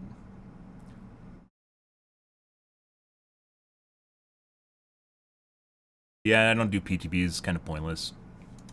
The games aren't even remotely like real life, and I can just look at patch notes instead and suss things out. And we'll cover patch notes.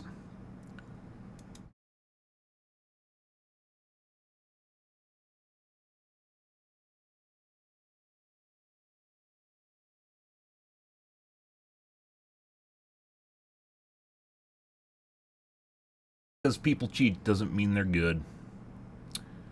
Unfortunately. Actually.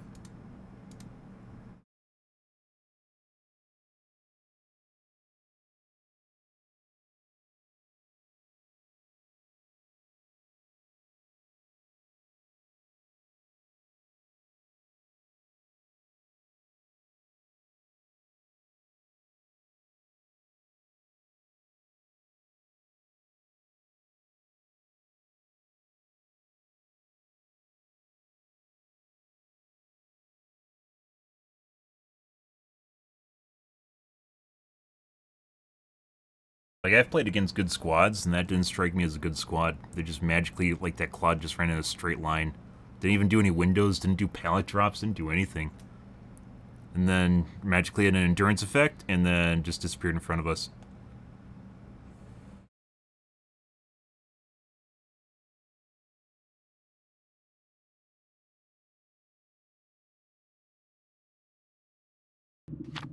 Red.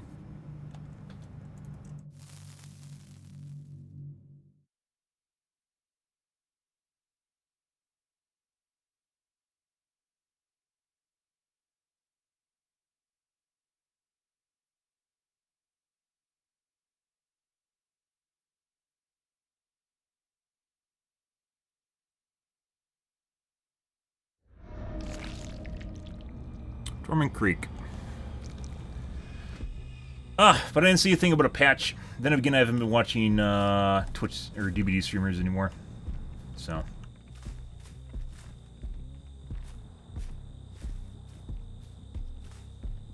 Survivors. I told you guys about Otz going against a rage cheater that didn't even know how to get himself off Otz's shoulder. Like, the guy was flying around doing stupid shit, but literally got sacrificed because he was too stupid to understand how to get off his shoulder because he couldn't find the right button to push. Truck door. Done. Oh, he went and ran past it for some reason. Put it. That's what we like to see. That's an accident. Okay. Why would you do that?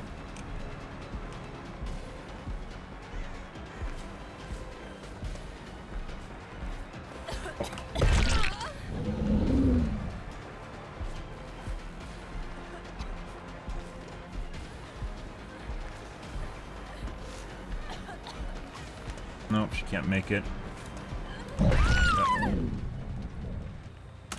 I already noticing a difference from her last match, right?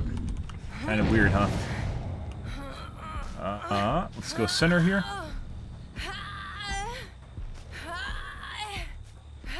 Already kind of sort of weird.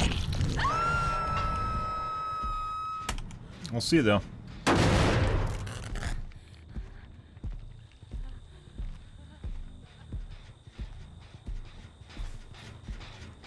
Tapping back. Might be going for rescue now.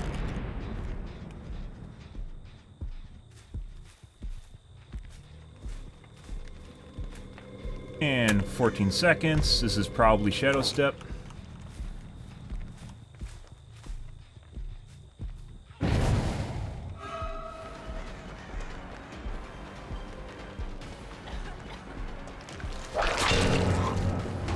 Yeah. Drop.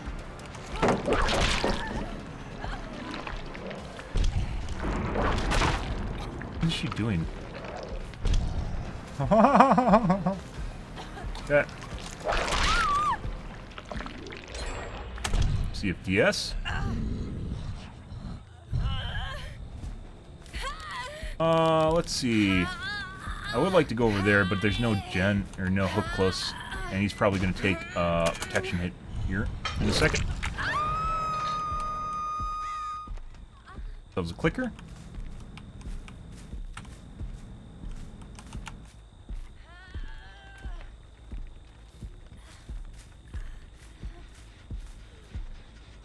Hey, buddy. You like to go and hook her? You should. There you go. Escort.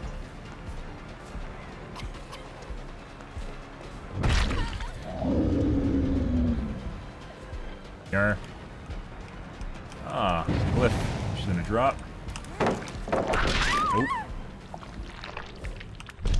You guys notice any difference from last match? Because I am. Weird, huh? Even though they're trying to protect and save each other. And there's Leon on her left from the sound of his breathing. You can't really tell anymore. We want to go after the chick if we can find her. Or the ace.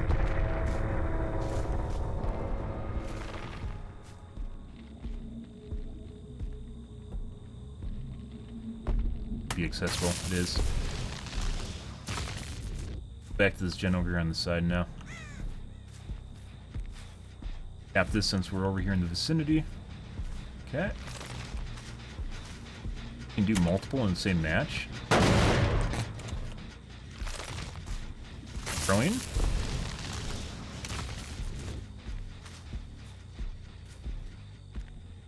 Car gen inside main building.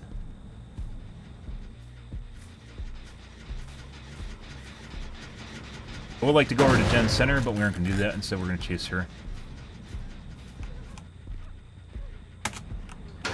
Okay. Hey, look, guys. Kind of a stark difference between our survivors last match, huh? Let's see if we can go center here and get this, too. Take it. No, I literally tell you why... Like, I type out a report of why I think people are cheating. It has nothing to do with being easy. It has a lot to do with people, like, gens going too fast has a lot to do with you seeing people on the map around your vicinity and correlating that with people being on gens. So, if they're obviously around you, they can't spend time on gens. For instance, in chases, when you're running in a W key, so you're going in a straight line, it's the amount of time... You know when you pass someone on the highway, The amount of time between, like, the speed they're going and the speed you're going in order to actually catch up to them.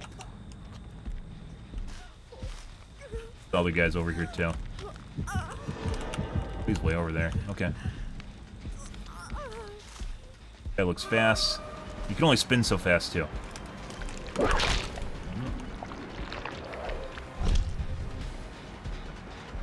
Go. And they also are predictable. Enough punched.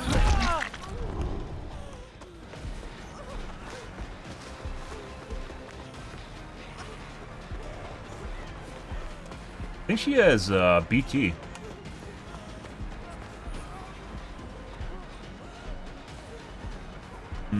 Should have punched her. I think she has BT. Yeah. Pretty sure she had BT. No, they aren't good. There's nothing to do... Well, not all of them are good. The Ace is good. Or not the Ace, the Leon looks like he's kind of good.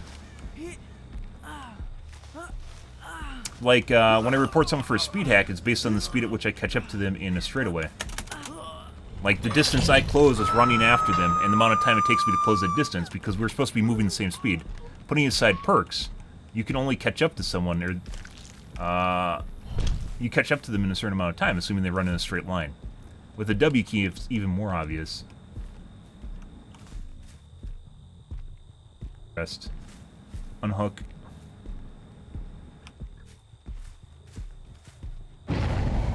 And erratic scratch marks or missing scratch. Like, I literally call out why I think people are cheating while this is going on. See? No BT that time. Could be she didn't have BT at all. We'll see if one of these guys has BT at the end here. Yeah. Check far gens now. I'd like to reset that zombie too. But yeah, it's nothing to do with just being easy. That's like a cop-out excuse for why people can't cheat is you think they're cheating just because they're hard. That's kind of weird. Nope, nope.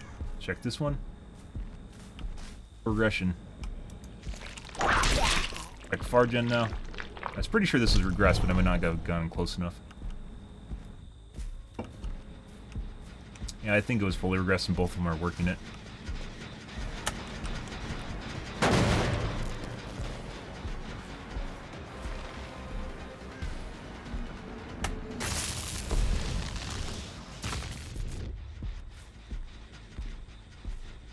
But people act a certain way, like when they can see you through walls, they will react to you just a certain way. It's like just before they took out stretch res. That sort of shit.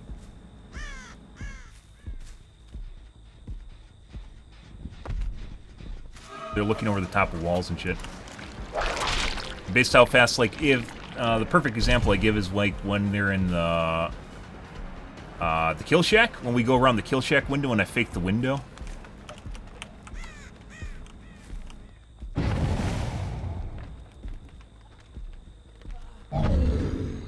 Okay.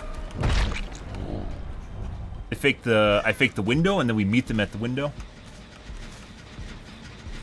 Man.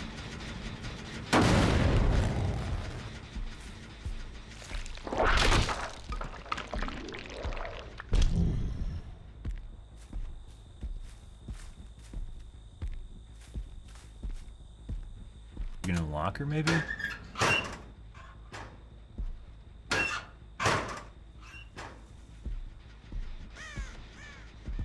Parking. But see, this makes sense. When Claudia disappeared last match, it didn't make sense. She had no options for where to go. And when people don't like the normal... normal circumstances of life do not apply to them anymore. Like, they don't make things that seem to make sense at all. It's when you start getting, like, it raises the questions, you deduce it, right? It raises questions in your head. And boop. Okay. Yeah, that's one of the reasons people are actually really angry at Nurse is because she can actually tear down, like, pre-built teams. Like, she's one of the few killers that can actually perform well.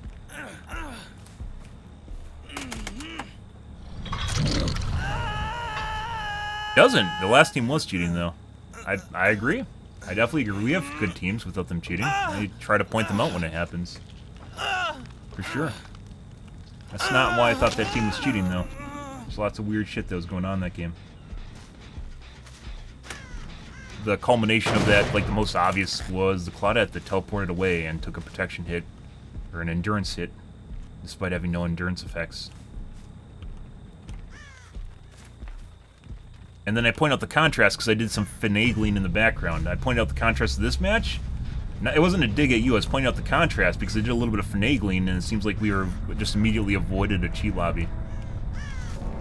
RNG hatch now? Wait, what? Oh, it's a pallet. Thought that was a closed hatch. Yeah, like, that wasn't a dig about what you're saying. I was just pointing out that it seems like we just immediately evaded whatever the fuck happened in our last game.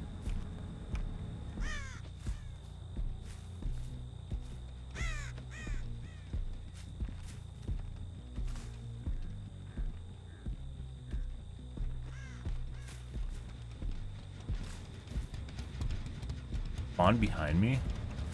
Is that a new BHVR thing where it spawns behind the killer? This has happened a couple times in the last couple days, by the way. So where I'll do a full circle and I'll find out that it actually spawned literally right before, behind where I started moving. Pretty close. I was at Kill Shack, right? Which direction was a? We'll look at the replay real quick. They might have changed the spawning mechanic. They do this a couple times, by the way. They might have changed the spawning mechanic so it spawns like 100 yards or 100 feet behind the killer. Like 180 degrees behind the killer. Opposite.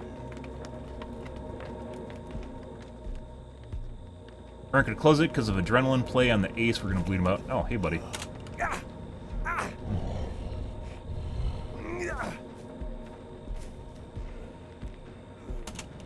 Good.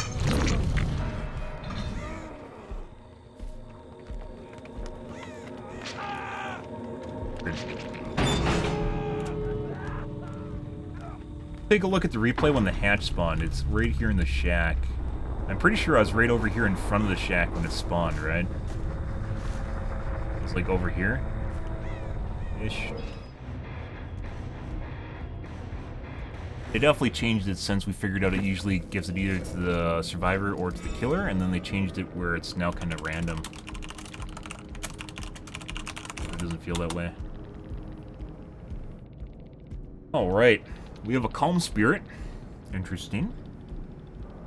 Another bite the bullet.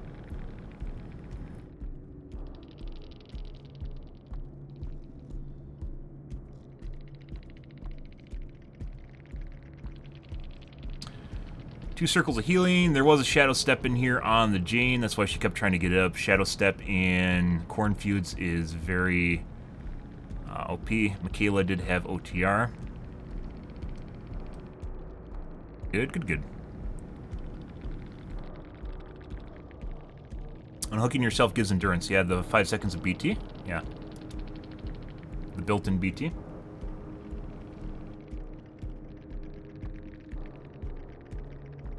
That Claudia didn't unhook herself, though. She's in the middle of a chase, halfway across the map.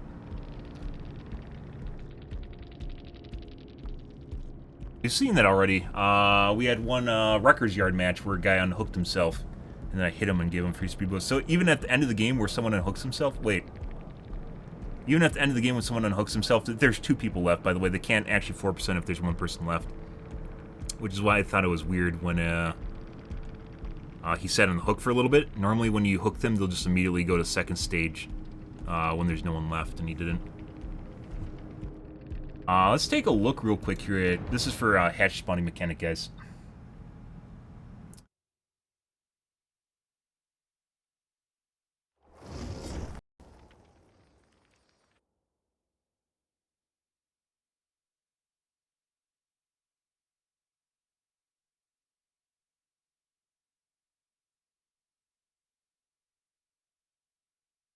You immediately avoided a cheat.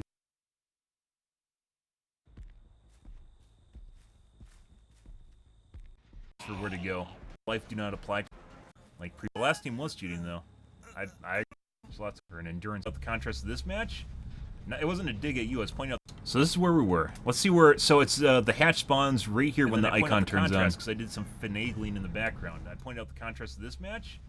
No, it wasn't a dig at you. I was pointing out the contrast because I did a little bit of finagling, and it seems like we were just immediately avoided a cheat lobby. The looking one that spawned. On that point of... I was over there on the corner looking, I think, to the right, but it might also have been looking forward.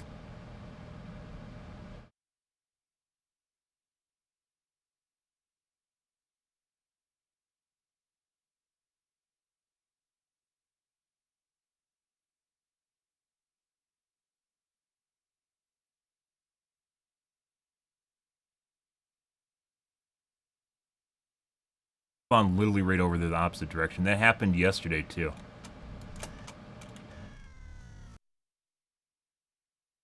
Like I'm looking forward though, so it's not like 180 for me.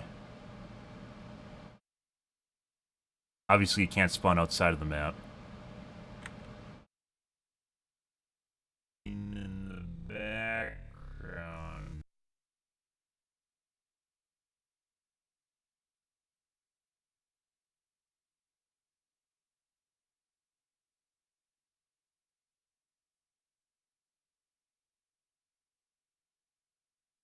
Now towards the door, so it's still like a 120 degree on the left side.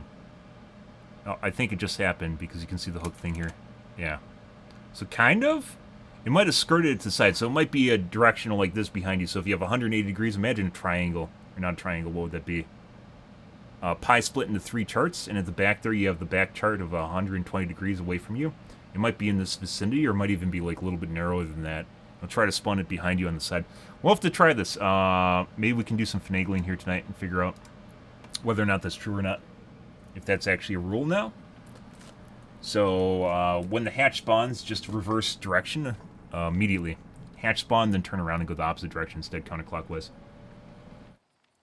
I guess that would be clockwise, wouldn't it? Okay, I'm going to take a piss, guys. Be right back in a second.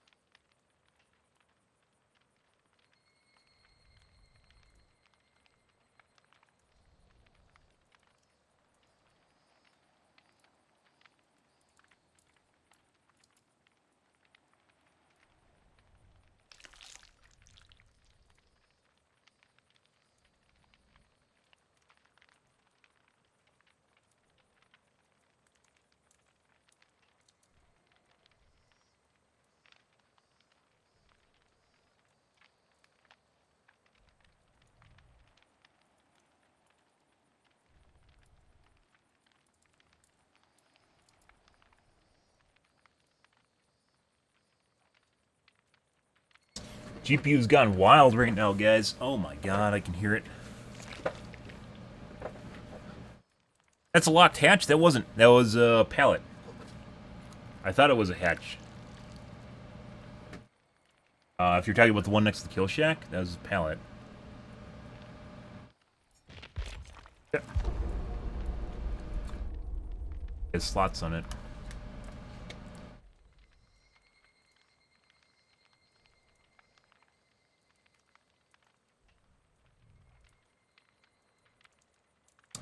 Good, good, good.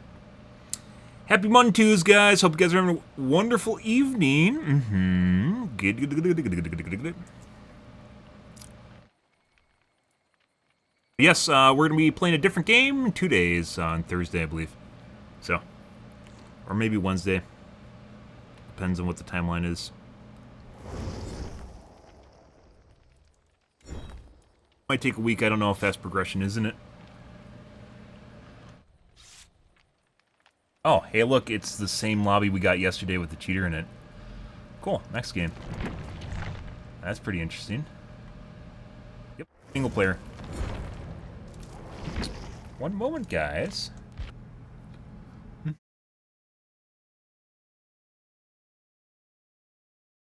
There's a lot of people, guys. There's a epic boatload of people in North America, so when you get the same people over and over again in your queues, it's kind of sus. Fucking weird.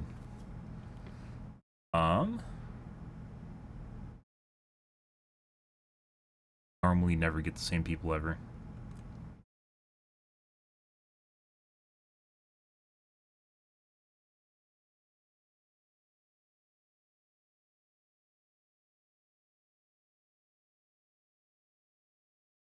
Maybe I should try a block name.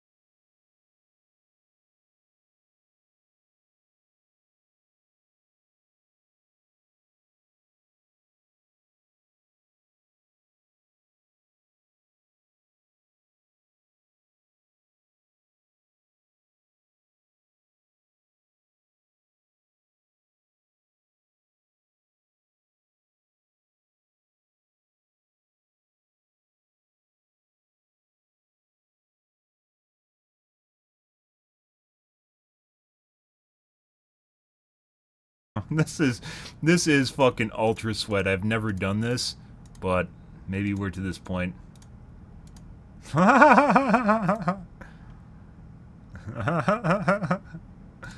Hilarious.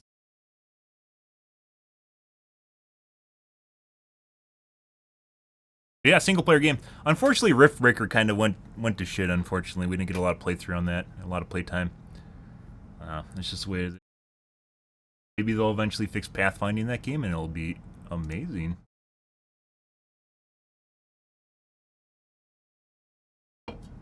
Pathfinding logic for lots and lots of units.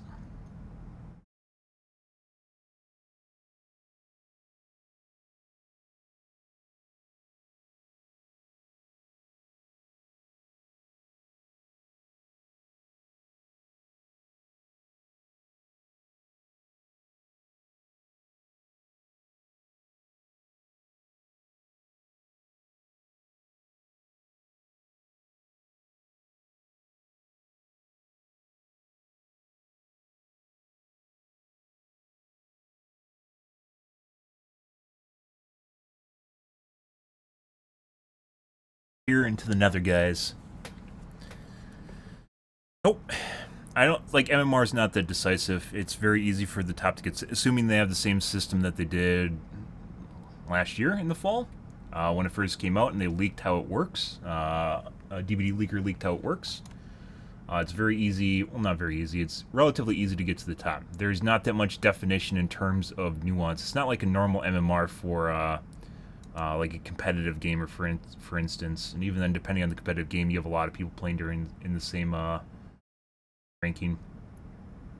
Dead by Daylight MMR is very crude. It's very stepped.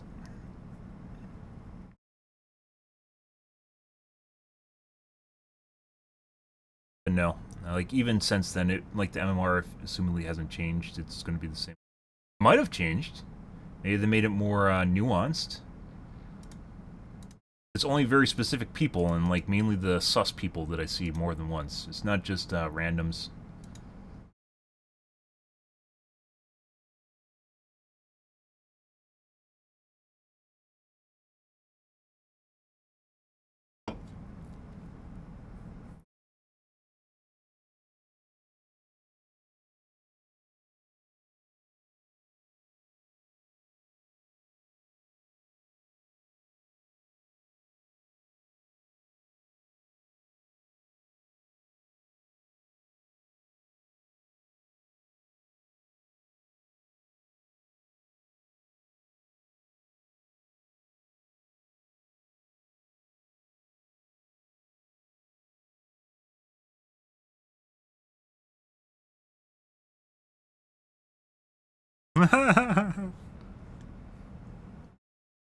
Yeah, it's only specific people, and it's the sus people, which is why I also remember them. So maybe I'm getting more duplicate people, and I just don't remember them because they're non-consequential.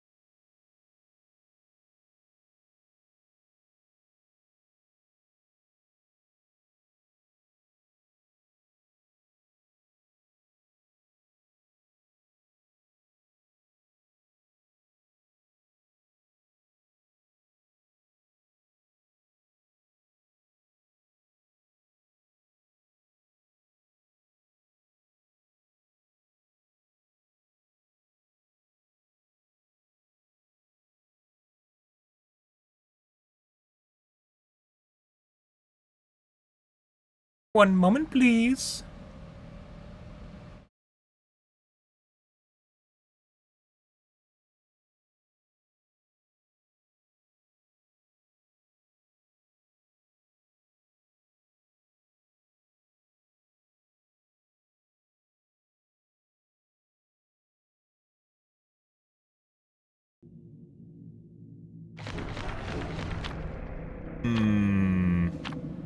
Party servers? Steam does, yeah. But you have a unique profile URL that can't, and obviously you have your Steam ID. Multiple Steam IDs, actually. I don't know. 1950s top. They showed it, so they've changed the range of MMR, which could be seen when they released the perk update, or they talked about perks and they released the graph. It's like 850 to 1950 now. It's still fucking weird. I don't know why they started just random numbers in the center.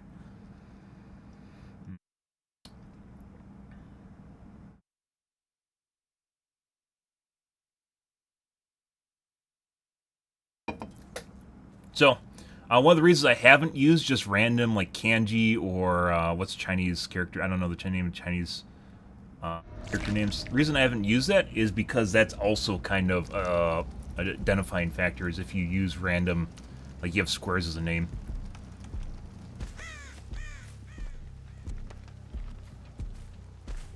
Like when we did the debate.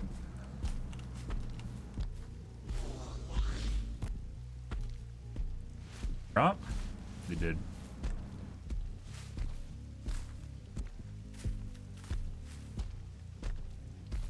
Back there, by the way.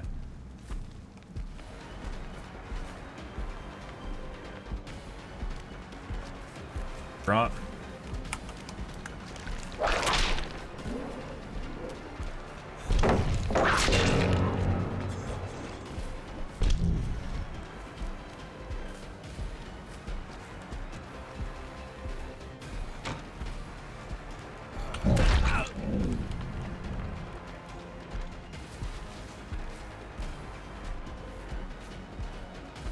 He seems kind of fast. Might have been overcome.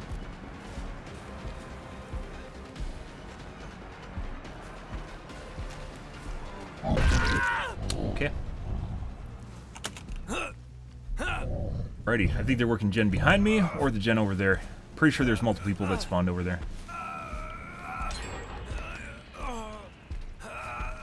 Fortunate.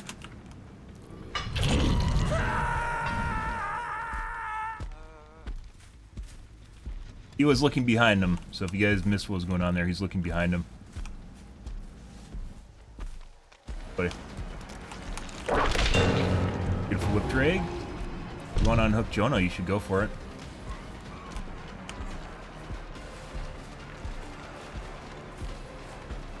Torch. Not a torch.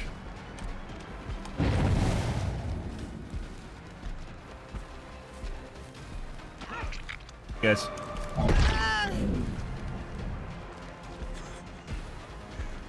Punched her.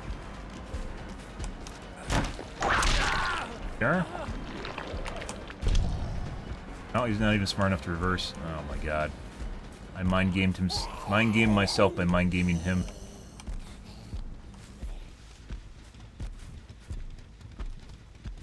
But anyways, cheaters have a way of getting into your lobbies, which is why I pointed out the fact that I just got normal players in the next game.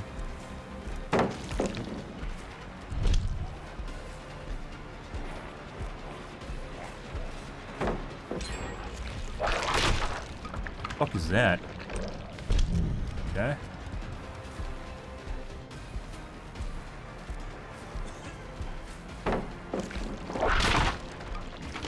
You're dropping everything.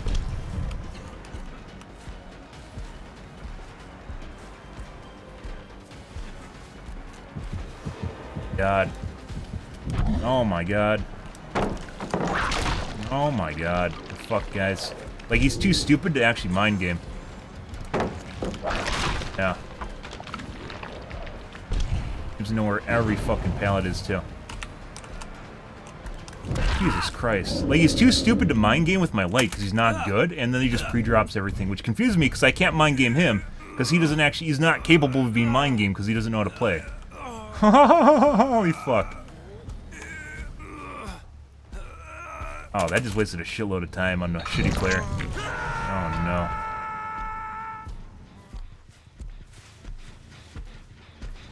We're tapping back. Pretty sure they're gonna unhook immediately. I think they're on that corner gen too. And I think there's someone in the basement right now working the gen. Let's reset this guy immediately.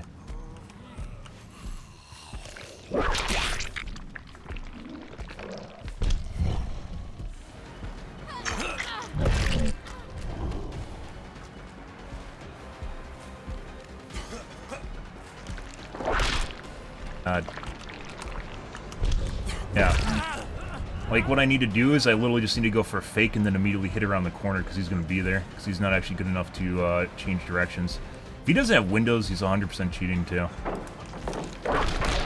He knows where every single fucking pallet is. Got a W key. No other way around that. He doesn't even play pallets either. Drop. No. Fuck off, dude. Holy fucking shit, guys. Jesus Christ. Holy shit. Annoying. Absolutely fucking annoying. Let's cam off, guys. Like, I fucked myself literally by expecting him to be capable of actually playing.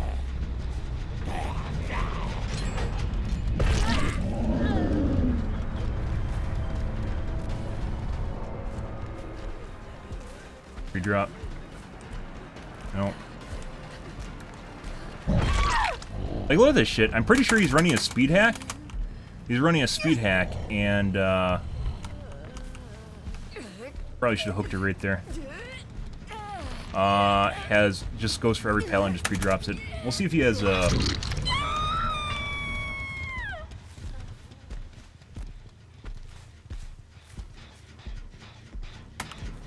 Windows.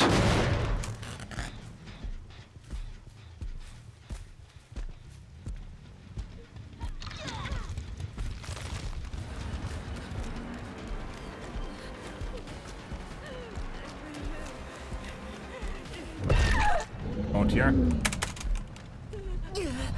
Yep. Spirit I was actually considering playing because she's not actually played that much. Let's go over here. Because that gen was not being worked on. But then maybe she's working on it now.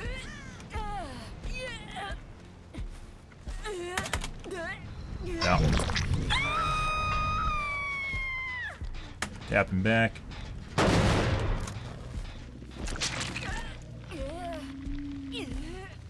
Because I need another killer to play besides Spirit, or excuse me, besides Nemesis, because Nemesis gets sticked on, or not Nemesis. I play him a lot, unfortunately. This is probably a bad call, by the way, I was going over there.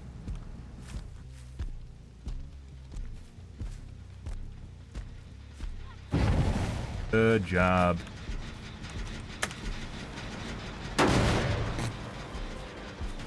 Going for unhook.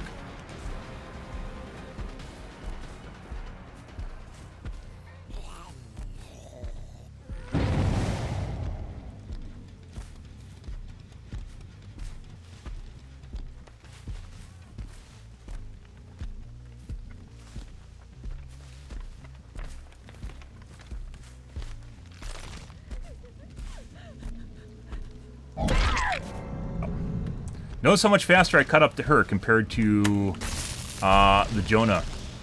And Jonah was just running in straight lines and dropping pallets. Pretty sure Jonah's running a speed hack. Unfortunate.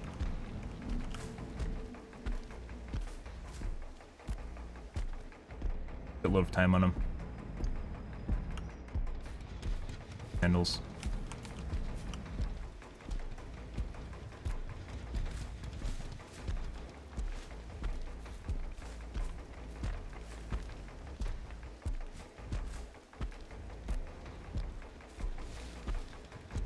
Noxious. Guy.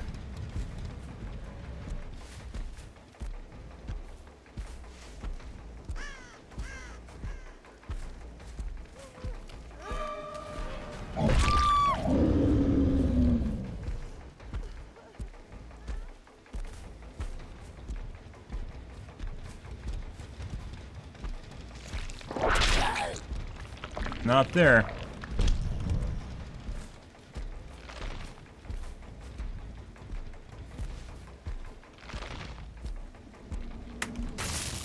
I think she's looking for my Noah totem.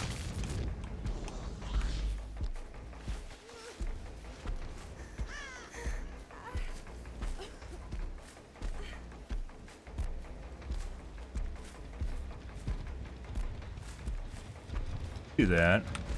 You can see into the shack too.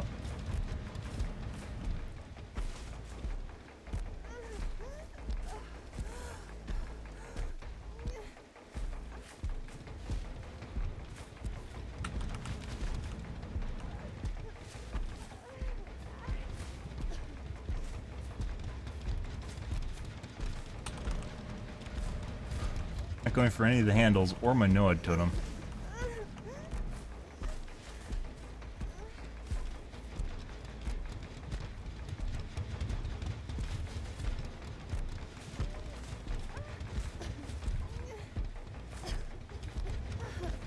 Poker.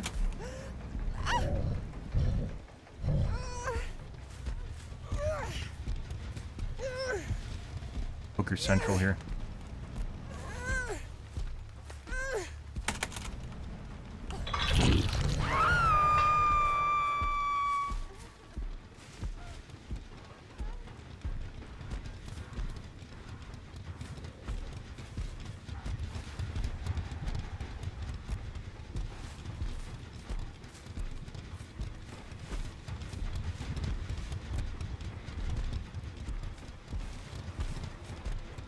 There she is.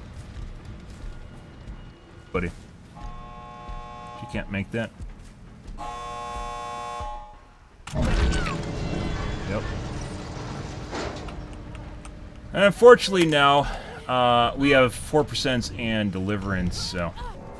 And she didn't even try. There's actually potential where one of those guys could have escaped and they didn't even try. That's hilarious. Good stuff, guys. Saw a green thing around here. Where the fuck did that go?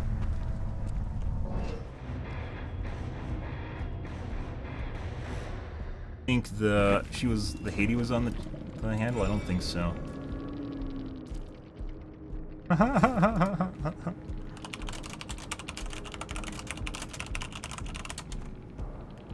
The Nia primed the handle. It was at one light when she primed it.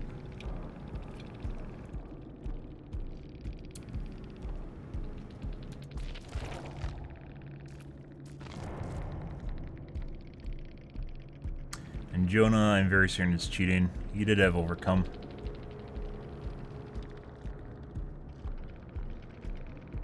Windows.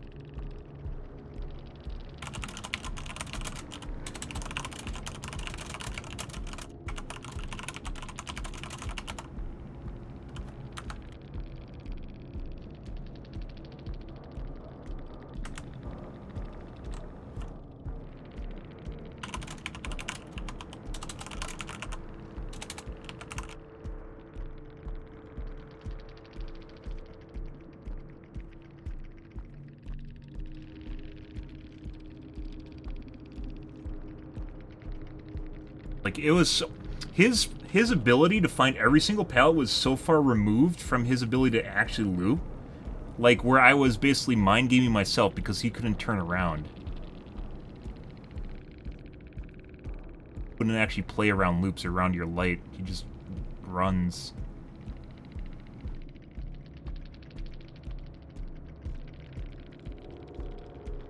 There's something really weird going on with Jonah. They've overcome, though. Hope Gamer! Oh my god, that's why he's so good.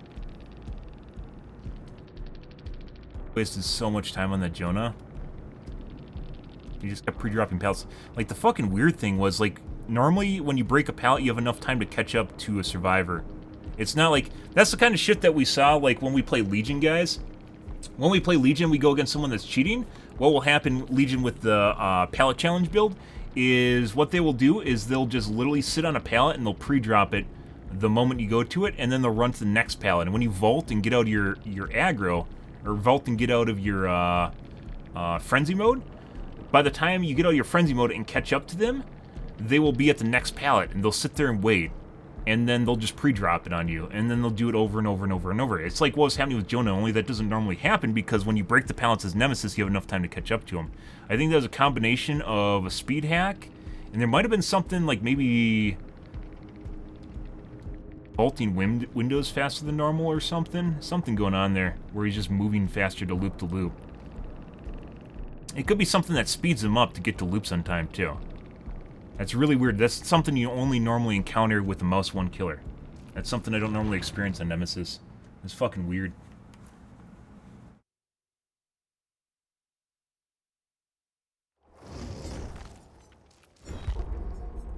Very, very weird, guys. Mainly because Nemesis is anti-loop built in, so that shouldn't even be a problem. And you break pallets with your whip much faster than people can drop them and get to the next loop.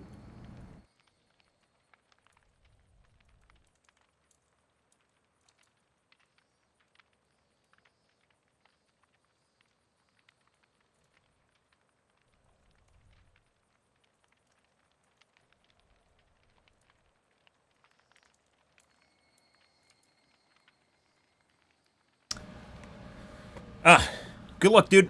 Yep, chill away. Got plenty of lurkers. Plenty of lurkers all over Twitch. But yeah, I play a lot of Nemesis. As I mentioned before, I actually am looking to flesh out into other, like, high-tier killers, because there's a lot of times where I like playing, like, Shape, and I like playing Legion, but I can't play them if the survivors are really good. I know it's kind of counterintuitive compared to the kind of games we're getting, but if we get a lot of cheaters, like, I definitely don't want to play, like, a Legion or Shape.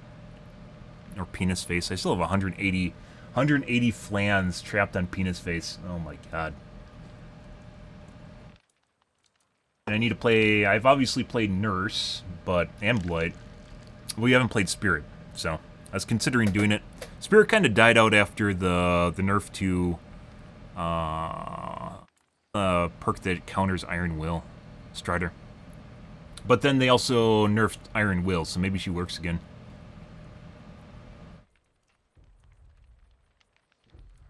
Yeah, and then there's a lot of cheating, too. It's all subtle cheating. People seem to assume that if someone's cheating, they're gonna fucking fly around and spam hell states. Rage cheating is incredibly rare, mainly because people know they're a joke when they do it. People know they're a joke, and then on top of it, they easily get banned for that shit. Yeah, with a crass name. Super crass. Also apparently has a rank 1 account. Also has some anger issues next game.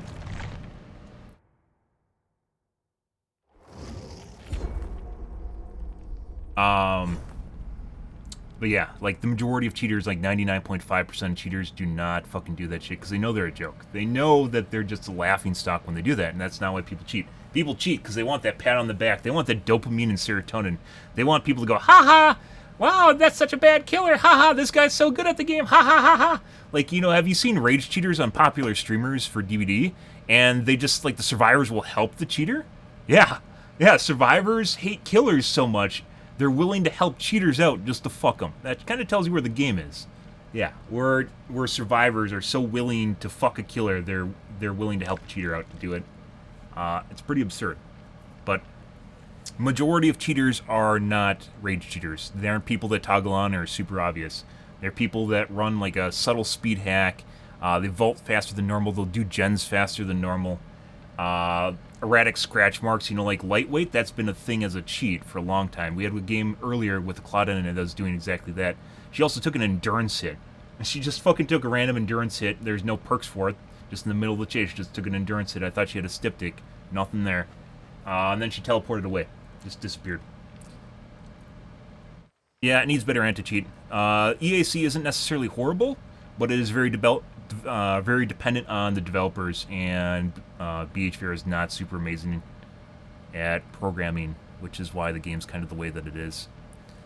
But yeah. because Fortnite uses EAC. And not to say, by the way, Fortnite doesn't have cheaters, because it definitely does. But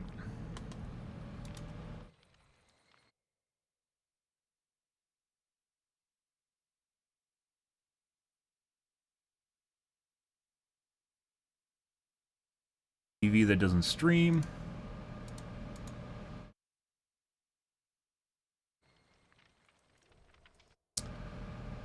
Memer. Grass name Memer. Next game. Grass names or degenerates generally tend to cheat a lot more than other people.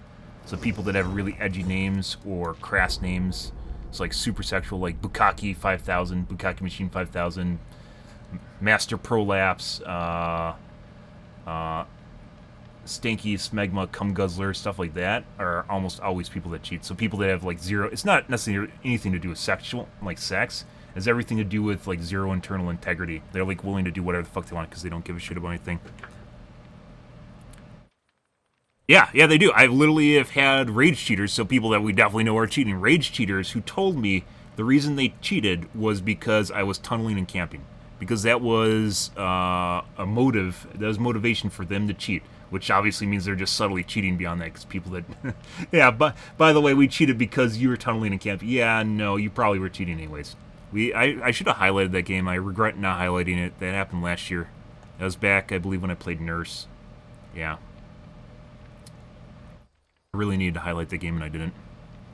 Really want to learn Blight. Blight's very good, you know. Spirit seems like kind of like an underdog now. I feel like I want to play her, but haven't done it yet. That was supposed to be like one of my next killers that we haven't gone to. I was supposed to go back to Shape 2, and we've just been kind of stuck in limbo right now playing Nemesis because of the kind of games we get. Also, if you notice, our queue times are kind of went astronomically high, but that's because it's super late, so...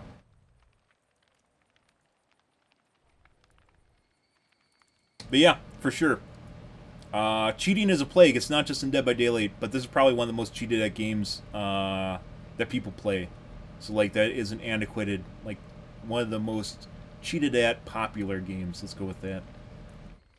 DVD is relatively popular. Like, Apex and Fortnite still have cheaters, but, like, it's very, very, very easy to cheat in this game. There's a lot of shit you can do. Like, I just love pointing out TrapperBot, which is broken, but we just got the same guy in a different lobby.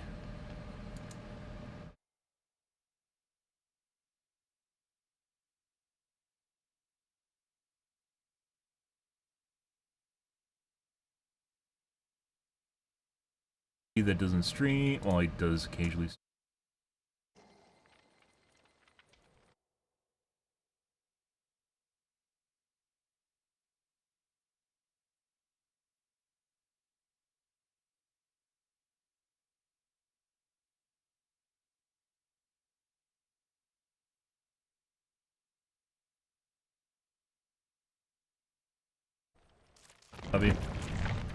This one had like their link tree on their profile. And then I went to their Twitch account and it was banned. Okay. Yeah, Overwatch had cheaters too. When I got up to Grand Masters, basically almost everyone that has the problem though is when people have an aimbot or a really good aim is almost indistinguishable. Really good aim is almost indistinguishable from good aim, unfortunately. Looking through walls, however, is something people can't do. Because no matter how good you get, you can't see people through walls unless there's something for it. But yeah, back when I played Overwatch and we got to Grandmasters, pretty much every hit scan player felt like they had an aimbot. I played a lot of Pharah. Played a lot of Pharah and ran into them all the time. That was during Season 3 and 4. 2, 3, and 4. Pharah and May is what I mained at. And Pharah is all about playing line of sight when you get to high MMR, because otherwise you just get insta-clipped.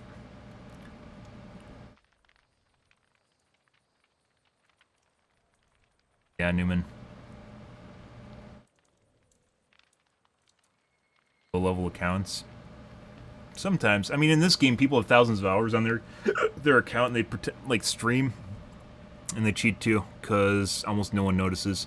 Like I mentioned before, a couple days ago, I keep bringing this up. A couple days ago, I watched Apex now. I don't really watch DVD streamers. I was watching Apex, and I was watching this chick stream, and it was the end game circle, and she kept going back. There's a building with like doors on the side and a front, like kind of like an overhang, like a porch, and then there's a top, and there's a wall here facing the rest of the circle, and she kept going back inside and staring at the wall. There's nothing there. It wasn't holding an angle. It wasn't holding like line of sight or something. She kept running back into the building and staring at the wall. And there's nothing there. You couldn't see anything, but she was seeing something because she kept doing it over and over and over and over again. Pretty fucking obvious. She was a diamond. When you start getting into people that... once you start getting into people that are, like, pred, like, they won't do it as obvious. That's like C-grade cheating in, like, Counter-Strike. Like a clan tag.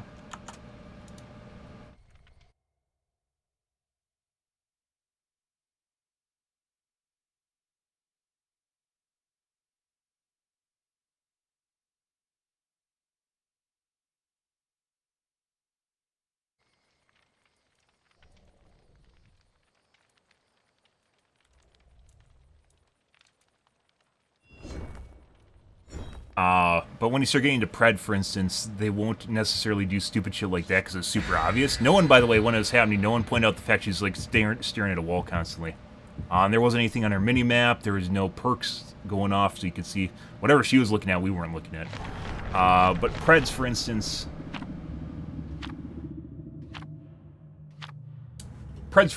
you'll have people that won't necessarily stare at walls, but they'll like look at people through like corners of boxes and shit. Like they'll stare at the instead of holding the angle on the corner, like you'll see them actually aim at the person through the box. Or through the side of a mountain face. Let's say you have a lip like a hill like this, they'll look at them through the wall here. Even though there's nothing there, you're not holding an angle. Instead of looking up at the edge, you're looking, going around the side. They'll literally, like, they'll do stuff that you don't do if you're a good player, right? You don't fucking stare at walls because it doesn't make sense. I don't think it actually does anything. This game, for instance, is paid and it still gets a shitload of cheaters. I don't think free-to-play matters in terms of people cheating. If you grow up, if you get money, gaming is one of the cheapest hobbies you possibly can have. And as such, I don't think it really matters whether or not a game is free or not. I think people are going to cheat no matter what. If you get banned in 2 weeks, that's $100 a month. I know it seems like a lot, but it's not, depending on how much you're paying in bills per month. You know, like fucking health insurance, like $450 a month. Yeah, you're paying like $100, and that's if you get banned every 2 weeks. Let's imagine you get banned every 2 months. That's, what, $25 a month? It's even less than that. It's not much in terms of real-world bills. And then you pay for your cheap membership at $10 a month. And if that's what you do for fun, like, that's all you have to do. Let's go break our cuck doors. It actually financially makes sense. And it's actually, like, you might think it's a deterrent when it's not. There's a cuck door. Actually... Let's check. There's a cuck door. Yeah, like, if you put it into terms that are, like, real-world bills, it's actually not that much. Hey, buddy. Probably sprint burst. Yep. Window. Yep. Windows. Gonna run long windows. We have a speed hack.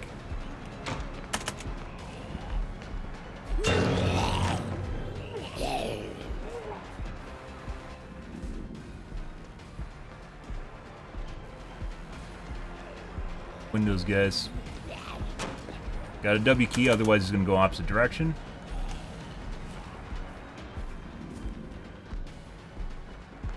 No.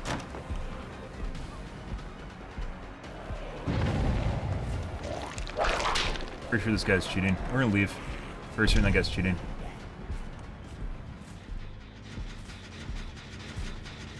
Immediately told them that I changed who I was going after, and they got off the gen.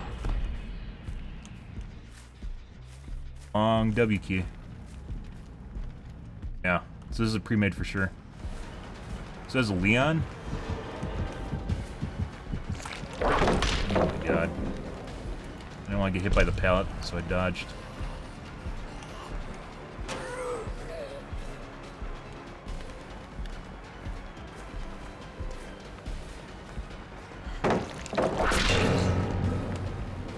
That Leon definitely dodges too fast, too, on top. Is one of the reasons I veered off. She's going long window again. Just got a W key, no other way around it.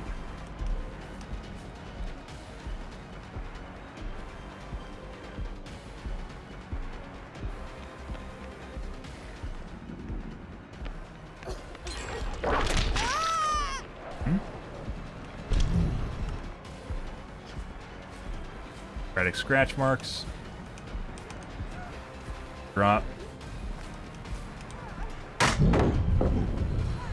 Desync.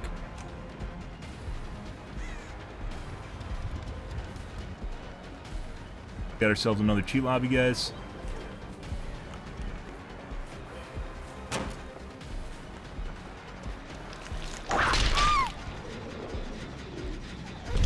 Yeah. Good shit. We're gonna cam off, guys.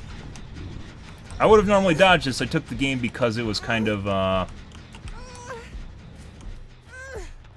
we went through so many lobbies before I took one, so.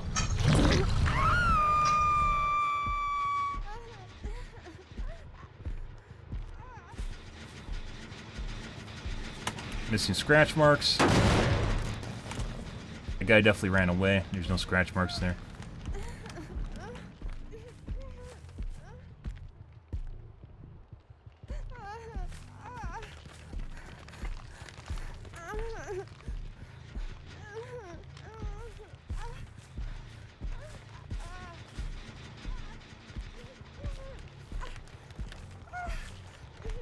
Tap Jen, which you should be doing now.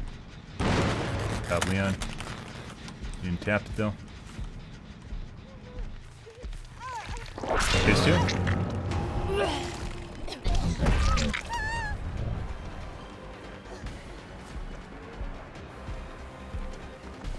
Fucked up. PR. Got double back. We're gonna assume she used sprint burst. No. This is why you have to W key, guys, because if you don't W key, scratch mark replacement. You don't W key, you lose them, and then they just go and hide. Immediately just one hit. Unbelievable, guys. That's why you have to W key.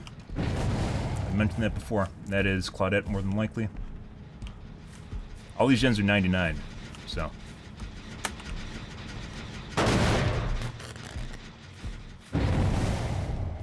Doing this on purpose to draw aggro, by the way.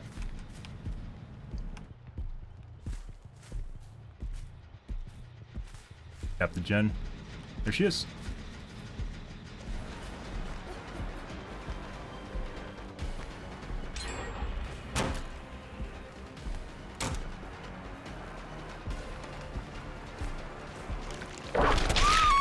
And she's dead. All these gens are 99, by the way. This is BM at this point.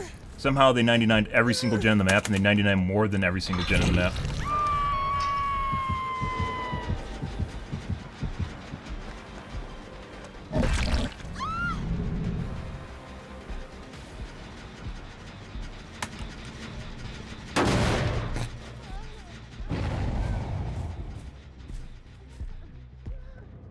Distraction play. Leon once again is cheating.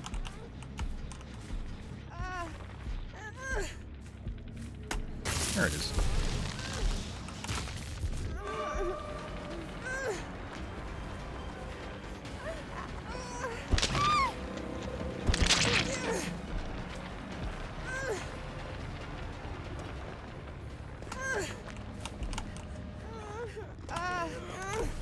Yeah. Your turn.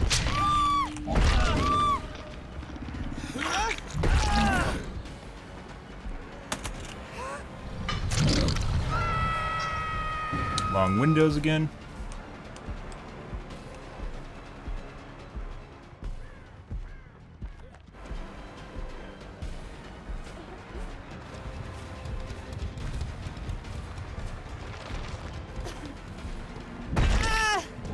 PR.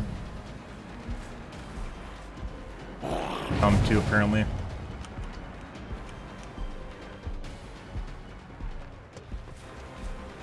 There she is.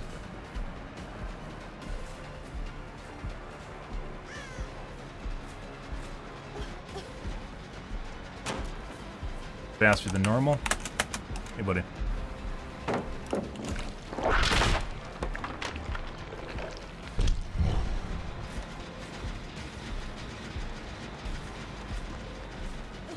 Boy, it's definitely faster than normal. Slowed down on purpose.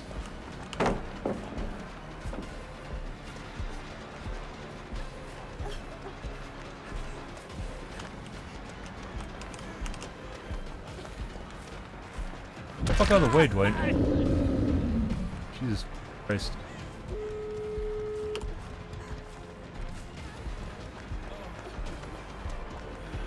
Off, dude.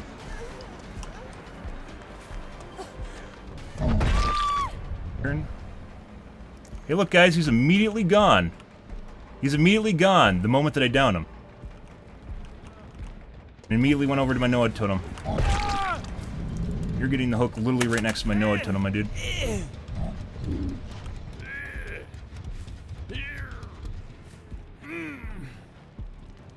Yep, they're all here.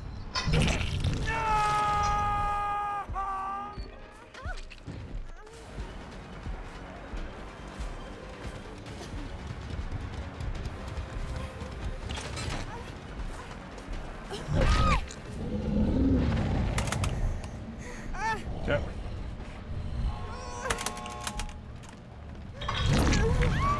He's actually opening that faster than he should be. Okay. Gonna be on my Noah totem now. Yeah. That's a cheat lobby, guys. That guy opened the gate faster than he should have. He veered off, by the way. And no sound. Yep. Good. So once again, so the weird thing is, just like when we did the debated lobbies, guys, with the debated, actually I heard, oh.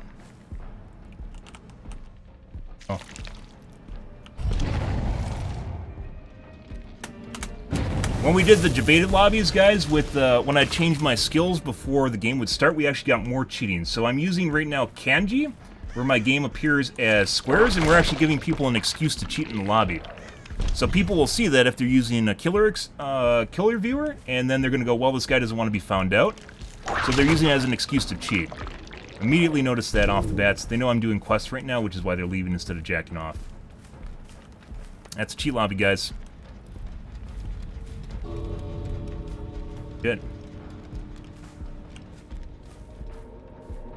He's going to be here? Nope. Good cheat lobby, guys.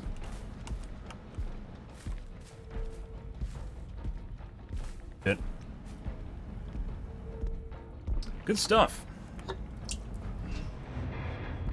Like I said, so when people are cheating and using a wall hack, you have to W key. You have to W key. You can't go to cut them off. Because if you go to cut them off, they will immediately leave. Go away.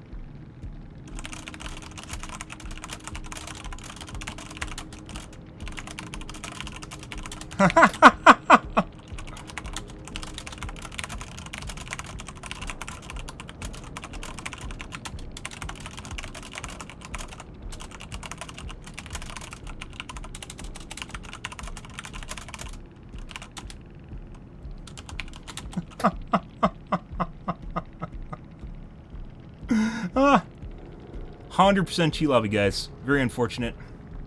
And obviously going to jack each other off too on top of it.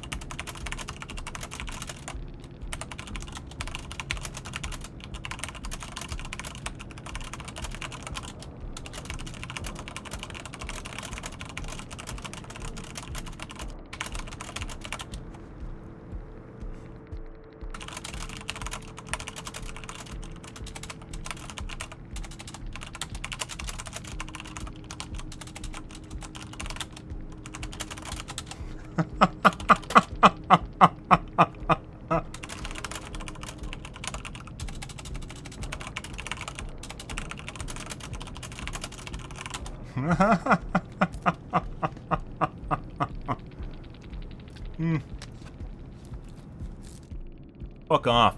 This is a cheat squad. So once again, as I mentioned, guys, the kanji, the block name, is giving people an excuse to cheat. This is a couple different games here where it's been kind of sus. And this right here, just immediately out of the gates, because obviously you aren't going to be able to pick this out. You'd have to go to like my Steam profile and be able to figure it out. Yeah, it would definitely, Dark Templar. But once again, there is actually already built-in replay system in Dead by Daylight, but they actually have to be smart enough to be capable of like implementing it. It's built in. It's with Fortnite. This is the same engine that Fortnite uses because it's from Epic, which of course makes Fortnite. So they released the replay system with the Unreal Engine, so you can actually implement it, which is why PUBG did a couple years ago, because it's built into the engine now. What a stupid piece of shit. There's multiple things going on here, guys. Fucking obnoxious.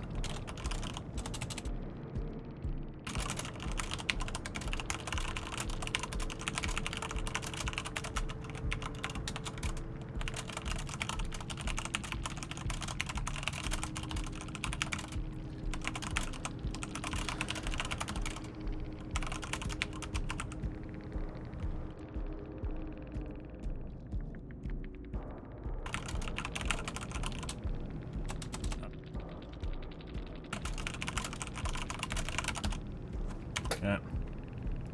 There's lots of things going on wrong with that Leon. Dwight was also cheating.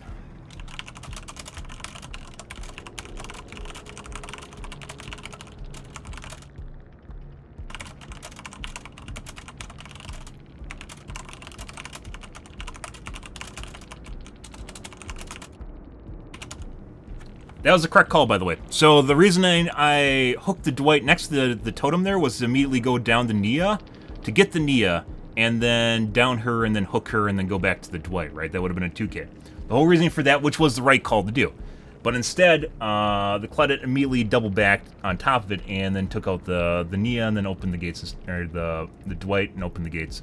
There's a cheat lobby either way, so we had to play around the idea that they'd have to obviously cheat, or which would be basically securing as the most secure as many kills as we can, the lowest number of safe secures we can make, where they'd have to rage cheat in order to otherwise do it any other way.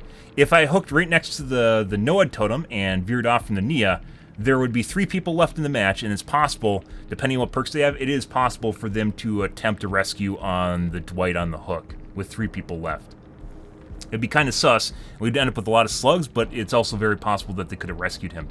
And the Nia was a guaranteed kill, which would have removed one from the map. The reason I didn't take a hit at the Leon on the door was because there was enough time, based on the lights that were on the door, there was more than enough time for me to down the Nia, hook her, and then go back to the Leon. And it probably went maybe 2 times as fast after the match is over there. There's a lot of shit going on in this match. 100% of Chi Lobby.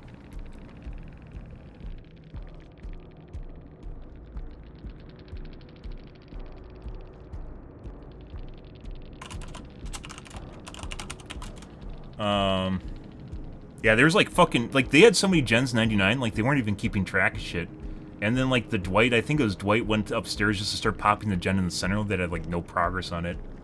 It's 100% of Chi Lobby. They had more gens 99 than were needed to finish the game. And then, like, still working more gens.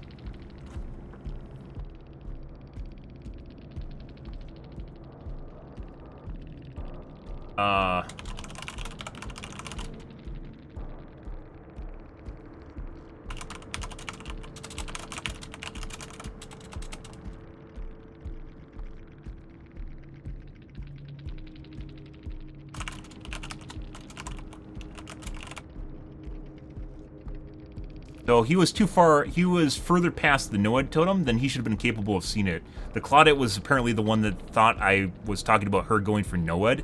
It was this guy that immediately, when Noad activated, he immediately turned around and went straight back to the Noad totem, which is why I downed him. Noad is like a bug zapper to cheaters. Like, they instantaneously go for it. Like, it's not even worth looking at these guys' perks, because it has nothing to do with what happened in that game. Let's see.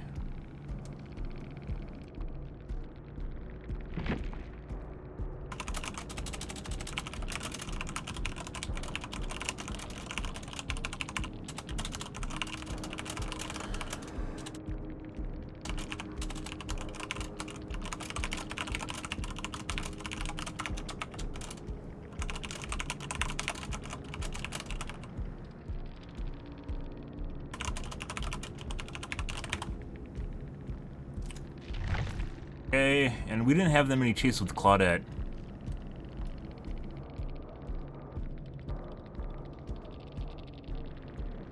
You didn't play around Noad, and I literally hooked the guy right on top of Noad.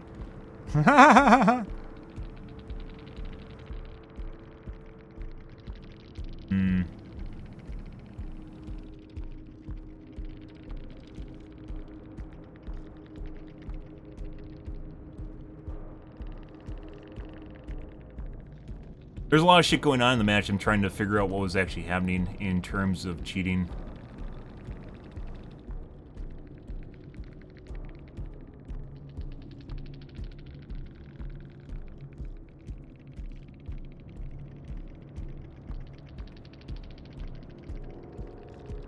Yeah, Leon had a lot. He was definitely, there's multiple cheats. We didn't even have enough space for all the shit that was going on with him.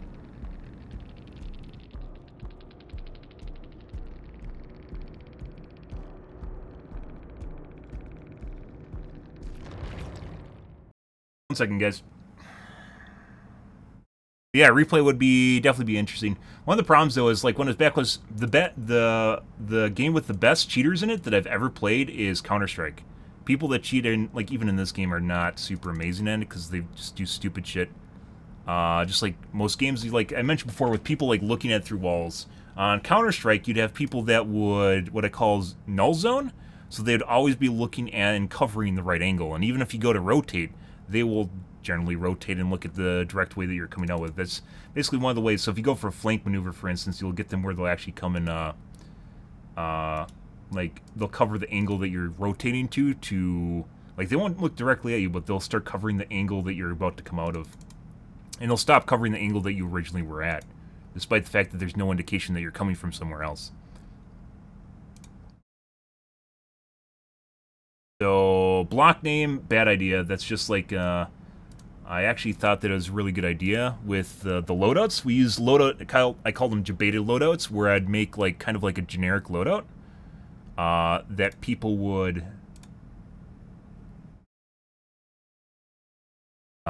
think you're going to use, and then I'd immediately switch the loadout at like 6 seconds before the match started. And what happened with that was we did that for a couple days. We'd actually get more people that would cheat because of it. Like, it would be an excuse to preemptively cheat. Whereas before, when people cheat, generally they like to pretend that they're good at the game, so they'll ramp up their cheats with the threat level, more or less, because they want to pretend that they're the ones that are winning. It's kind of like an ego thing for them. So they'll ramp it up, and usually it's too late when it happens. Unless they know prior to cheat beforehand. So they'll get to, like, prepare themselves for an oncoming match. And someone that's using a kanji name or Asian stylized name is generally a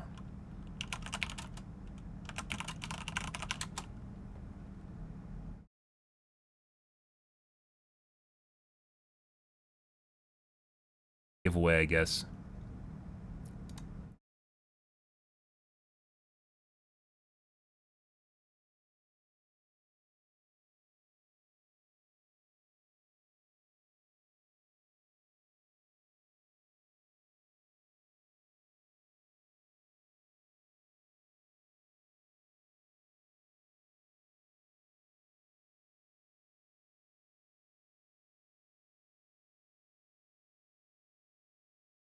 The second sweaty cheat lobby we've had tonight.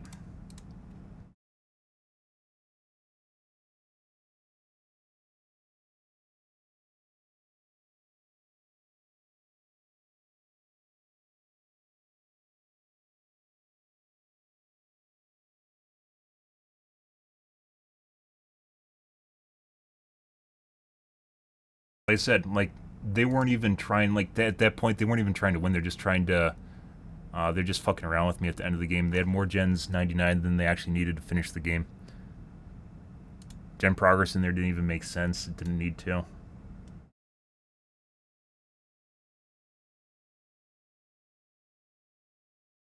Well, I mean, a replay system could keep track of all that. There's all different sort of ways that they can make an observer system, like an Overwatch or any competitive game, where you can go back through and you can, like, you see assets. Like, if you watch StarCraft, for instance, you can see a bunch of assets on your screen that are, or even a MOBA, like League of Legends, it'll show you what basically is happening per team.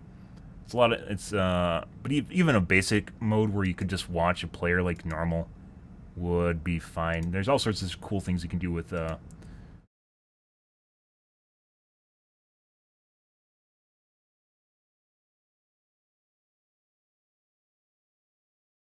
observer mode.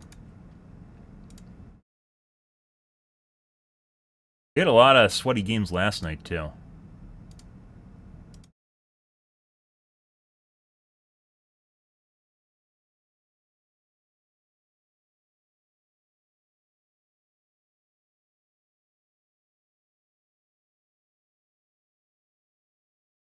There should be validation built into the game. Something like you're talking about is verification and validation that they can actually do to make sure that stuff's working. Like verifying how fast someone's running, which is CPU intensive. Validation is one way to make sure, for instance, people are not speed hacking. Or like how fast they're moving in terms of game speed compared to how fast they should be moving, especially if they have perks or something going on.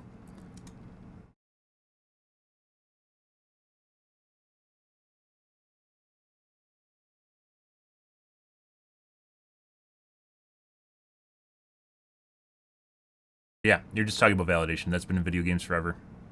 Simple validation, verification, same way you can make sure that people aren't generating ammo out of nothingness.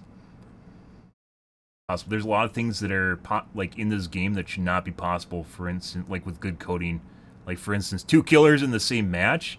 Yeah, like any amount of validation or verification of what's happening in the match should immediately tell that there's something wrong with the match when there's 2 killers in it, right? But it doesn't. We still see matches with people that are rage cheating and flying around, which shouldn't be possible.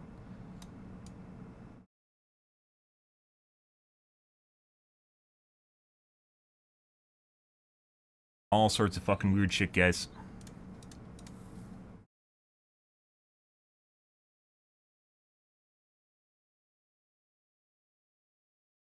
Yep.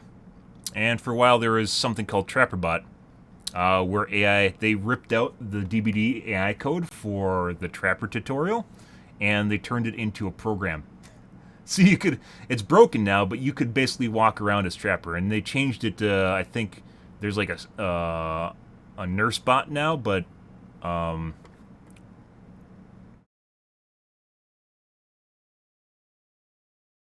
yeah, no shit. It's absolutely shit coding. Like, how easy it is to cheat in this game doesn't even start to begin to describe, like, what's going on. And, like, 60-second head-on stuns, stuff like that. I've been stunned for 2 minutes by a head-on, and I'm pretty sure they could just stun you forever. It's, like, settable. How's it even possible? I don't know. Any sort of validation would immediately tell that something's wrong, right? If you're getting head-on for 60 seconds, like, the game... Like, if you have an effect that causes another effect, the game should check whether or not that effect's even possible. But, like, a client is capable of telling the server to stun someone for 60 seconds. That shouldn't be a thing, right? Yeah, like I said, cheating is very, very easy in this game. It's unfortunate. We're getting a lot of cheaters tonight, guys. We got away from them, and then we got them again. Whereas yesterday was also that way, too. Ridiculous shit.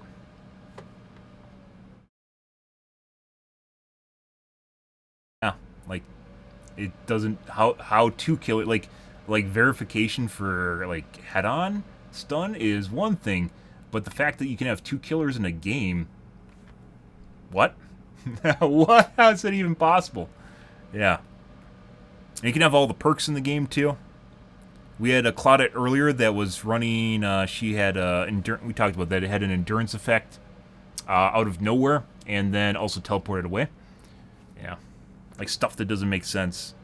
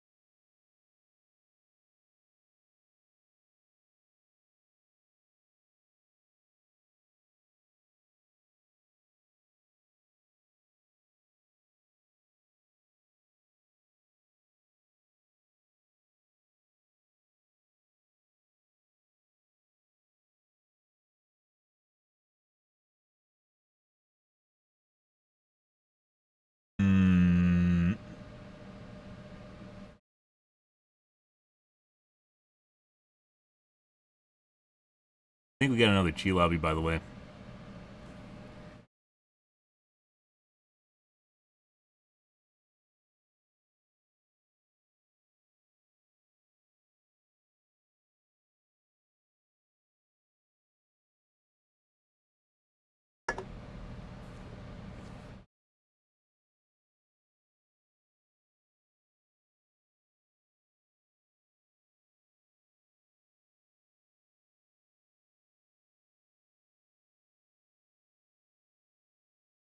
I'm sure this has nothing to do with me uploading to YouTube, by the way.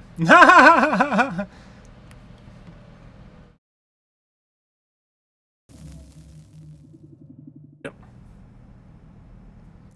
Maybe we'll have to rotate usernames every game. Other things. So, kanji, bad idea. Immediately a bad idea. Uh-huh. Just like, that was literally the same effect that,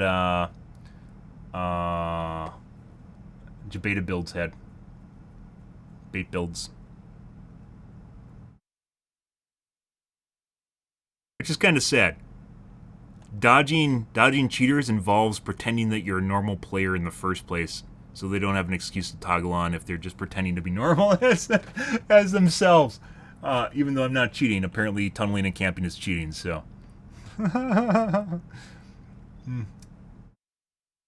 Alright, let's see what kind of game we got this time, guys.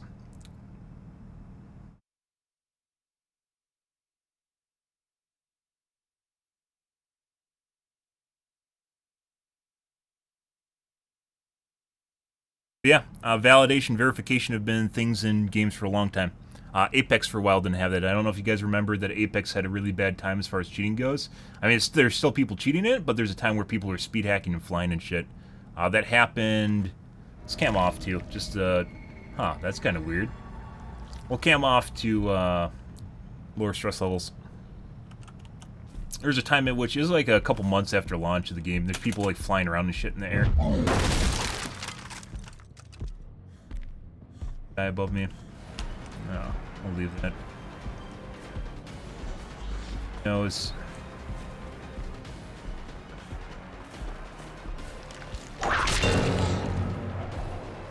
better. Notice the amount of time it takes us to catch up to her. Let's find out. I think we just got... This is a different player. Yeah, that's fine.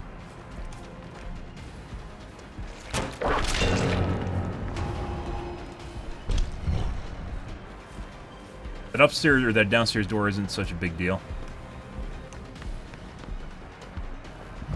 Mainly because there's a doorway and it's not a window. If it was a window, it would have been a problem.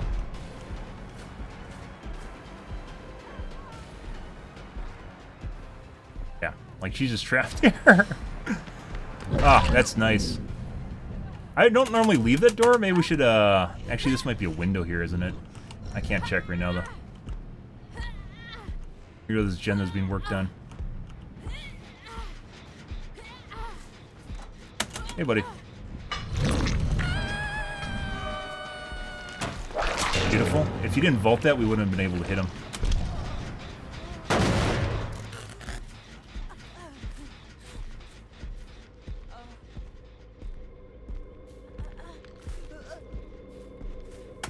"14 seconds.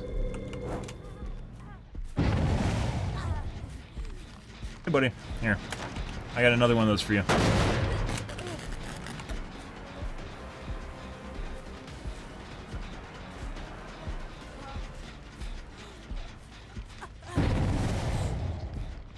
Like to tap the gen for me? You should. Oh no, not the generator. A lot of distance. There we go. Good job. That's what we're looking for. Now she has to come back and tap it. Tap the gen. Oh no, the gen's regressing right next to you. You should tap it.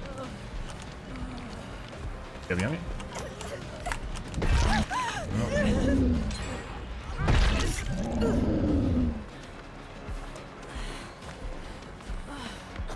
Notice how fast we are? DS if she has it.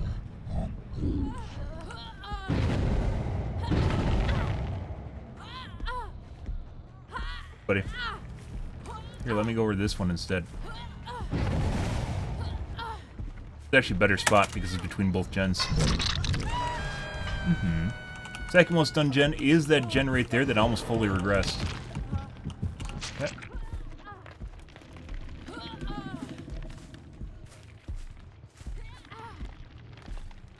I really want to check that window, but we don't have time to check it. Maybe we'll do it at the end of the match.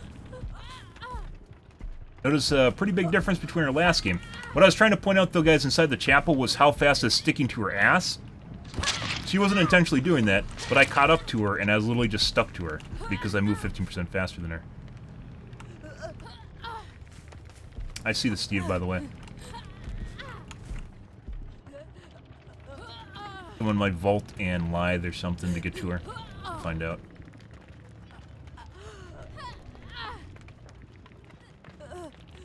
Hey, buddy. Okay, Steven. I was hoping for something like that.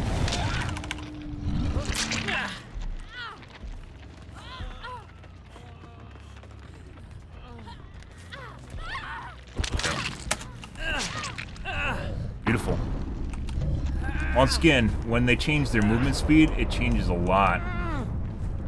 He has 20% wiggle on him. I think we should still have enough time unless he has flip-flop. Ooh. Pretty sure we had enough time.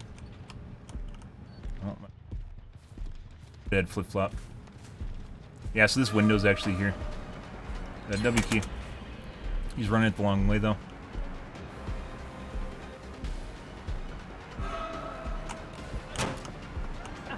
Oh. She just tried to body block. She's pretty fast, look at that. Pretty sure she's speed hacking. But once again, she wasn't speed hacking at the beginning, and that's what we're looking for. Now let's go over here. Buddy, I'm not actually after that hook. Pretty sure Fang's speed hacking.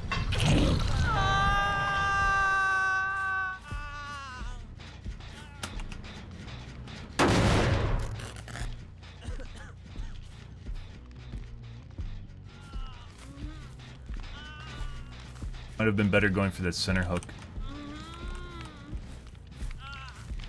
Actually, that's dropped, isn't it? Shouldn't get up.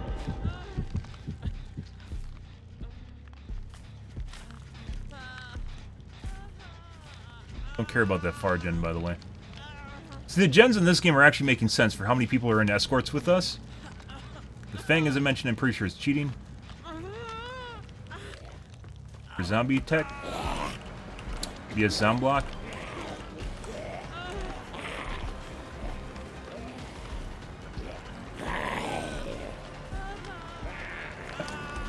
Beautiful. Via sound block. Okay. Not exactly sure how she avoided the.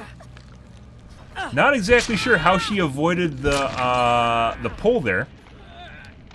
Yeah, and then didn't take a recoil from a hit. That was kind of weird, but once again, the Fang is the one that's sus, right? And no pull's a thing where you can't actually pull them. So somehow not only avoided the zombie hit, but also avoided me being able to pull her. But then she got DP'd anyways. There's the other guy.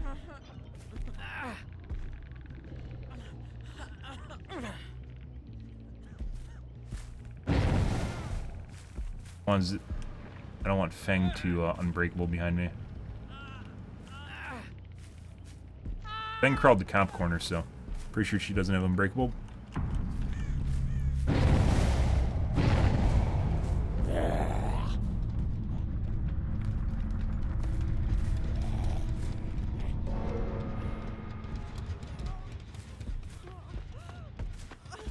Once again, notice how fast we catch up to her. She's not going to make loop.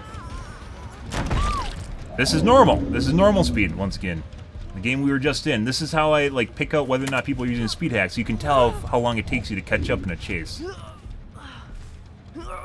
Leave that for Fang.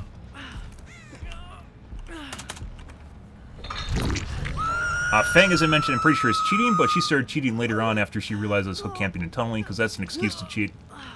Once she realized I'm not just a normal killer.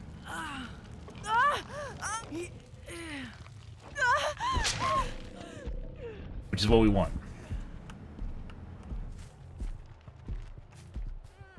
Buddy. I have a hook right here for you.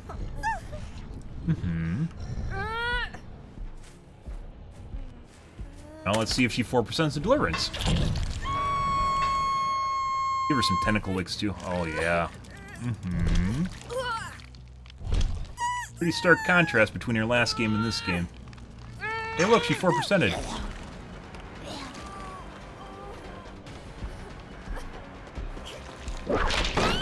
Oh, isn't that surprising, guys? So no pull, 4%, and she started running faster than normal later on in the match. Surprise! What a 4% that was.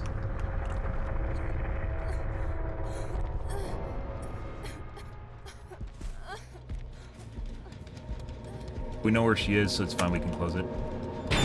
Hey look, she has adrenaline too, isn't that amazing? Very fast.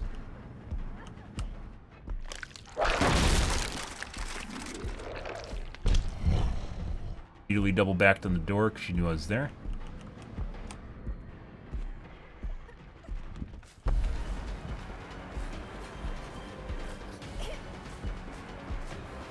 Drop. That should have hit just now.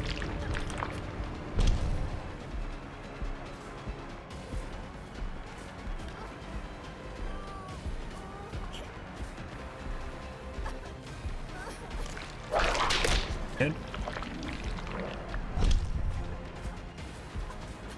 Drop. She should have dropped. Very greedy. I can pick her up even if she has DS, it doesn't matter. Hit. And she's dead. Very fast, guys. Maybe she's a Hope gamer. Once again, playing with fire there by closing the hatch, but we knew where hatch was and we knew where she was. Don't close hatch if you don't know where the slug is, because then they have a high probability of actually escaping.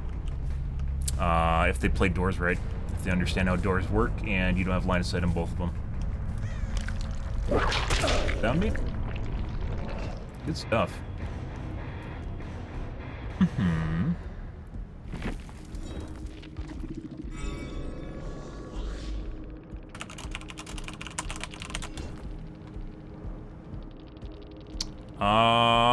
She does have DS too.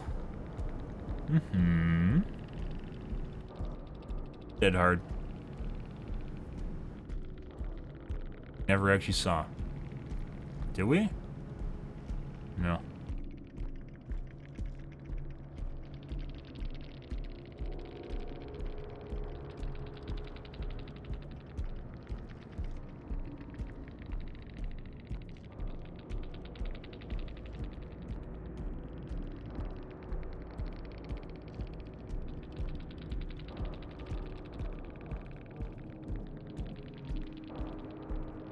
Right.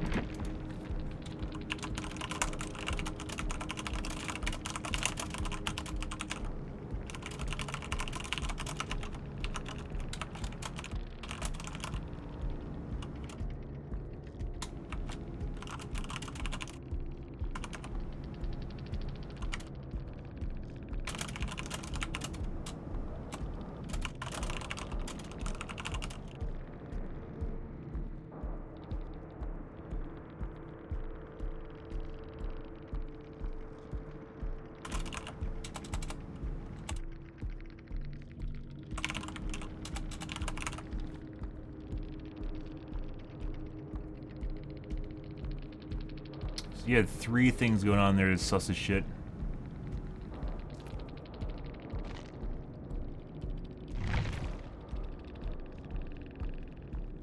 Add exponential. Anyways, normal games are good.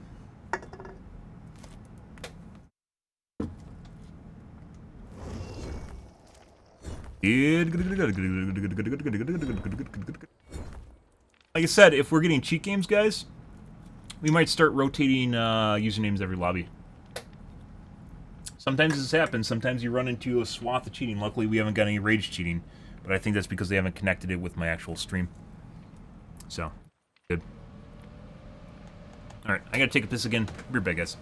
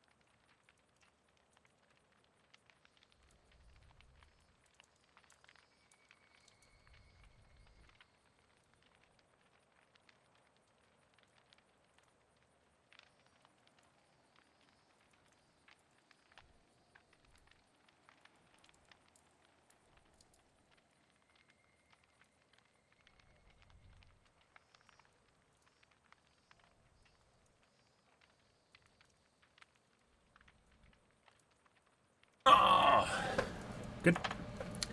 But basic validation, yes, it would. We've talked about that a couple different times. Yep. Tense game.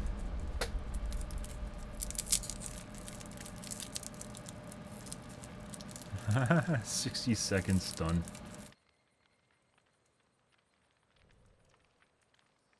Most games do that, by the way, as they verify shit. It's not always super intensive, like movement speed.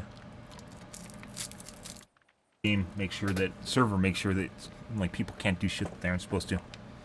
Server shouldn't be told what to do, depending on the case.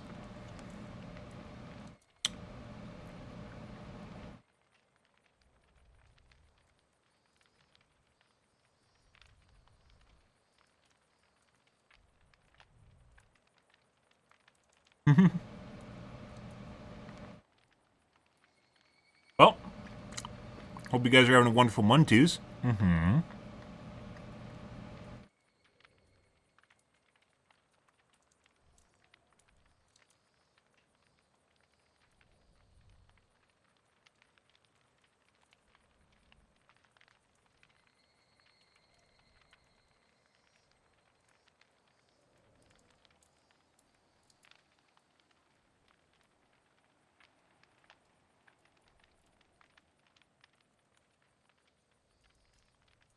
But yeah, I mean, I've played this game for over a year and a half at this point, and it's pretty easy to tell like when shit's not going right, especially on your main, which is Nemesis for me.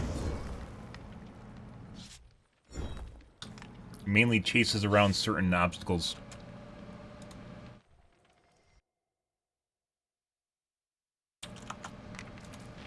Back ban, next game.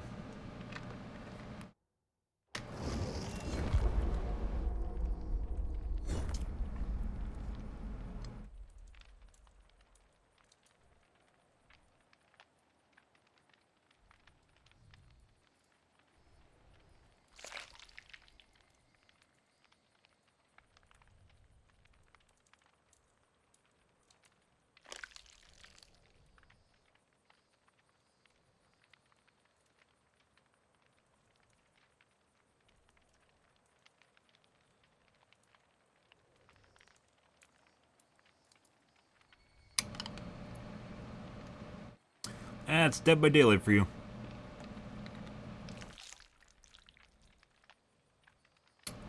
As I mentioned, guys, we will be playing a different game, either Wednesday or Thursday. So tomorrow night stream, or not later today, but Wednesday night stream or Thursday stream.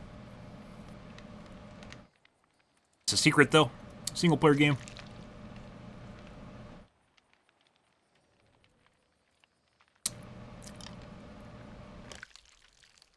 No. I haven't played Spirit, so I don't know. I assume Spirit's actually, like, people say she's pretty good, but I don't think she's actually that good based on what I've seen. But maybe we'll see. That's really weird. Why is there an hourglass on my screen from a mouse cursor? Yeah. Spirit's more mind game, where Nemesis is more brute force through shit. The bug where you pull out your whip and then punch is obnoxious. We had a couple hits that are missed tonight because of it.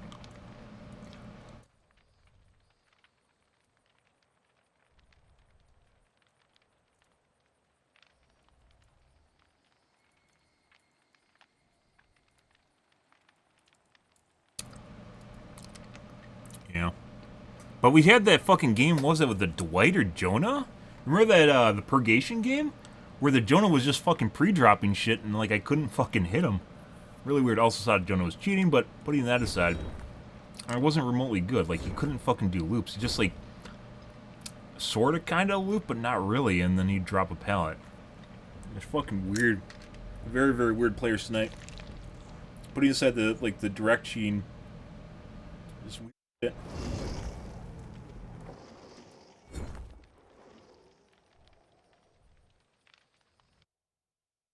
Gamer.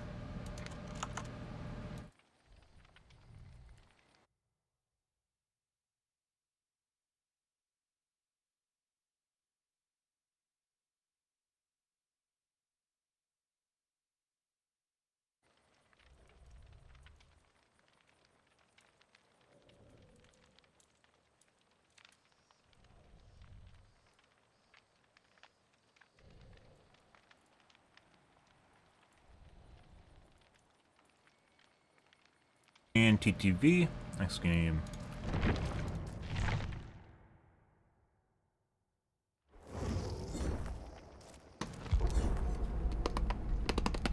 Did we lose a lot of players today or something?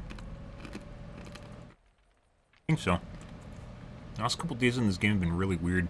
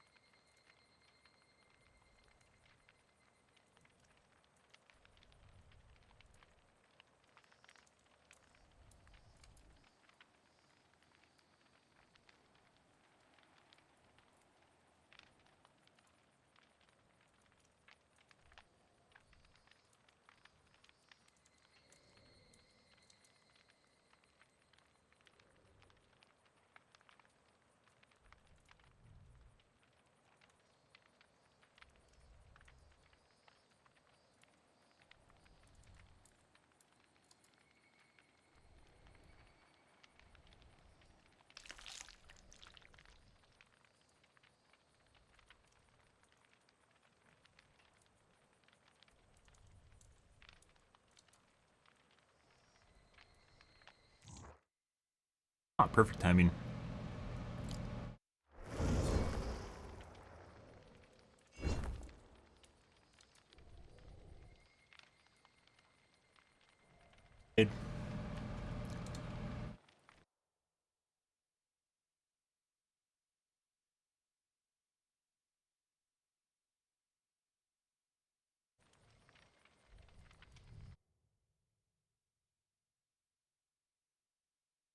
Smash me, Oni-chan.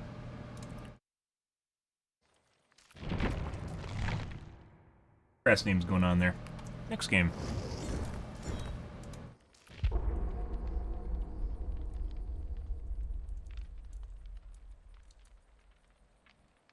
Depending on which pallets you drop and which direction you go, you can't just go around the loop.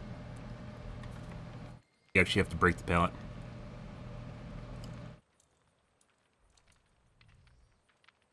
It's not like, oh, just go around the loop, forehead. Some loops are designed where you can't easily get around the loop. Fork it bad. Good evening, Raul. How's your day going? Lots of cheating tonight.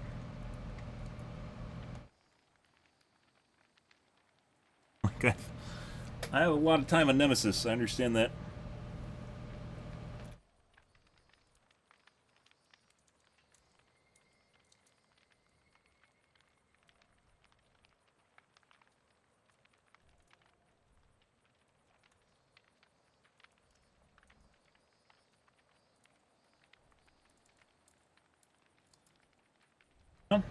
Lots of fucking weird cheating tonight. Seems a lot like it's directional too. We tried out using kanji names, so having squares as my username. That was a bad idea. That was a horrible idea. Because apparently people that use Korean or Chinese like numbers immediately are standout-ish. Imagine. Korean or Chinese alphabet. I think my name was, I used Google Translate, and I think my name was like, I like water or something. I am water. Yeah. Oh, horrible idea. Immediately got us like an ultra swift cheat lobby. I'm getting cheaters throughout the night though too.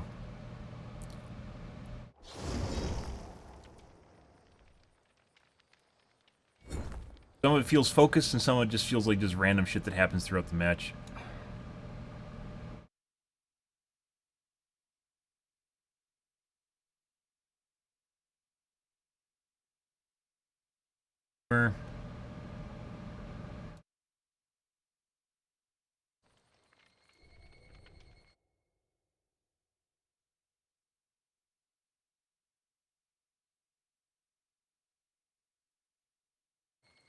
Go.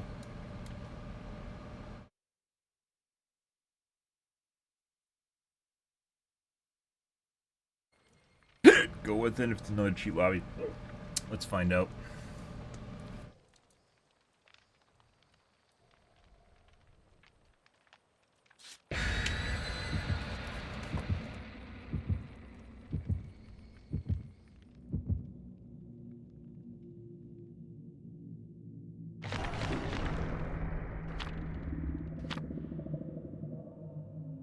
Fucking weird.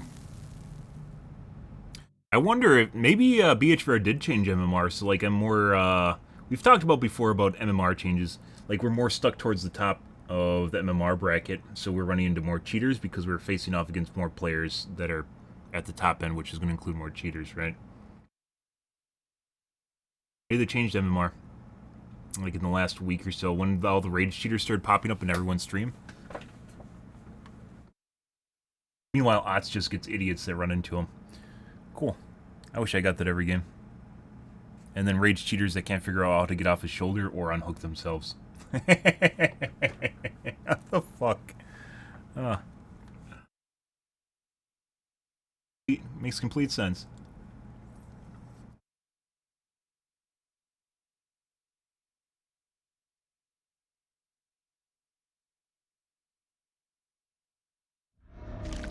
Blackwater. Well, our zombies are going to be worthless. Let's cam off, guys, just to make things less stressful.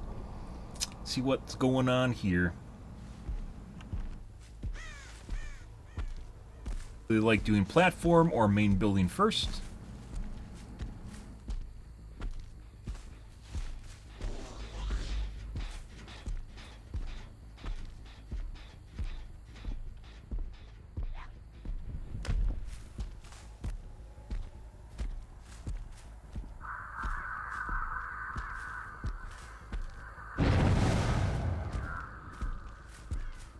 Just going long window, and we might have a cheater again.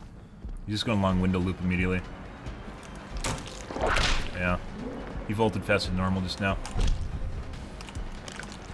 That was an intentional. Thanks, BHR.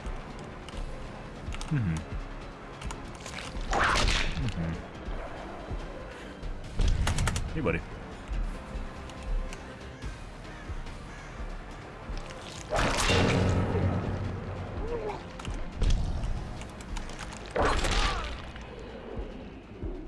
Wanted to play the window game. Where can we go? I don't think we can get all the way over there. No power struggle blocks. Thank you. Alright. We get body blocks, it's gonna be painful. No one body block. Thank you. You might be on that corner, Jen.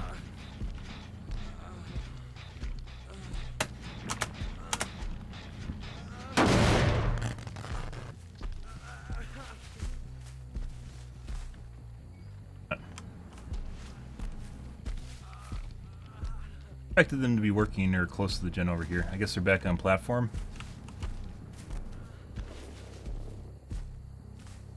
On me. Hey, Idawin. Oh, it's getting towards quitting time if Idawin showing up, so. Oh my god. Pretty sure they're on platform gen right now.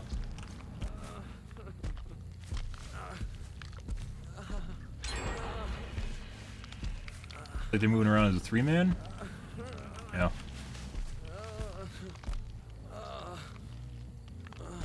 Squad.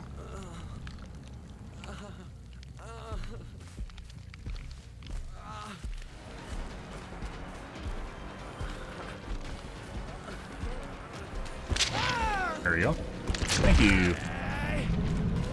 Nice. Phase 2. Alright. Just went through my character model.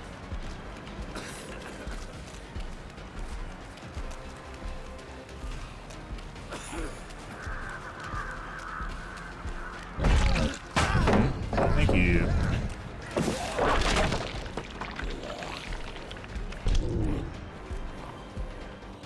One long window loop again.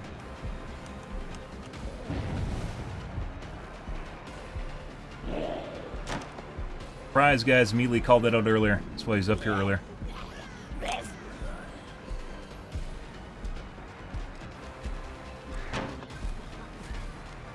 Went back in.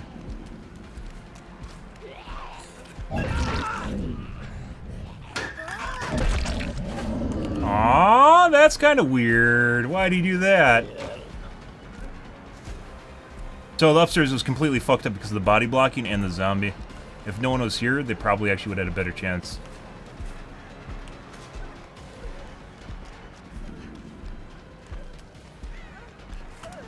No.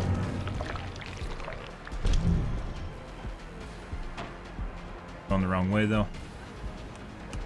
If she gets a lot of distance from going the long window loop the wrong direction, she's definitely cheating. Which is what's happening right now.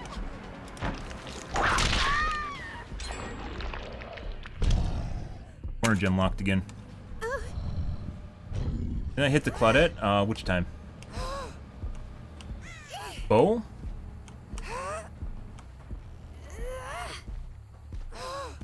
Aren't gonna risk it. We can't play long anyways. Look guys, the zombie's broken literally right in front of me.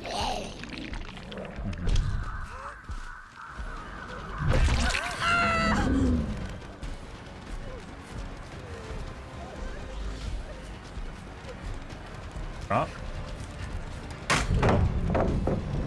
The desync on drop, guys, is fucking obnoxious as shit. This fucking hurt someone.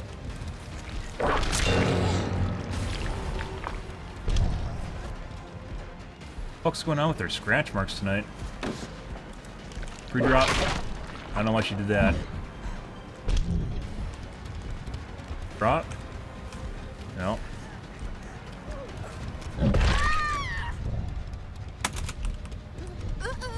Yes, maybe. No. I don't know if we'll be able to make this.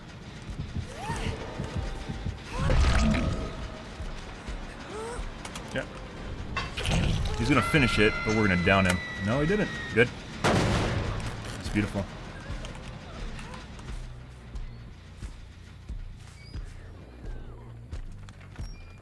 Thought it should be coming back now. We're gonna double back.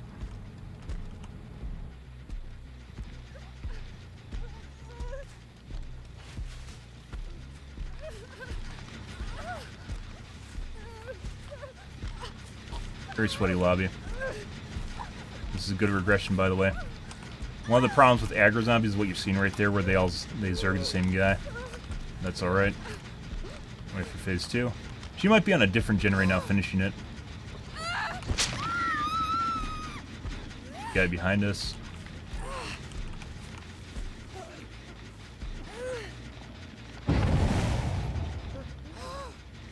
Actually works out for us. We should check that corner gen just to make sure that wasn't worked on.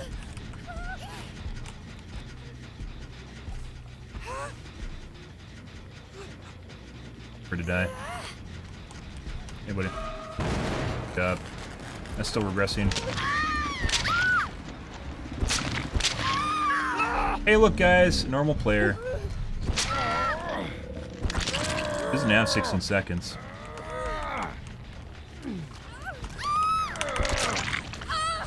She's dead. Beautiful. That timing. We're gonna see a DC exploit for Hatch. Thought maybe I could actually hit over it. What is she doing? I guess that's a win for her. This is Bo, isn't it? Oh, he also doesn't have... We gotta bleed him out. He might get off my shoulder now, yeah. That's unfortunate. I forgot about that.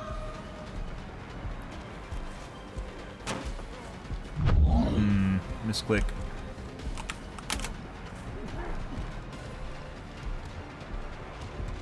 Drop. Okay. No, she didn't. That guy's been BME all game. Definitely not. I think she was trying to bait me into hooking her. I think we still would have hooked her, though. Based on the center there, I'm pretty sure we would have hooked her. Oh, she had a key, didn't she? One of the clouds is a key. Oh my god. I don't remember which is which. I wait for 4% deliverance. So this is definitely a pre-made once again, but not cheating. More than likely not cheating. Long window loop is a favorite loop when people are running a speed hack. Like the first guy, I thought was sus. So let's go up there and run it over and over and over again. Most people do not run long window loops because you can't do that and loop the killer for like 3 loops before it closes. It only happens when people are running speed hacks. Or you're playing a 110 killer. Which is basically the equivalent of a speed hack if you're running a 115.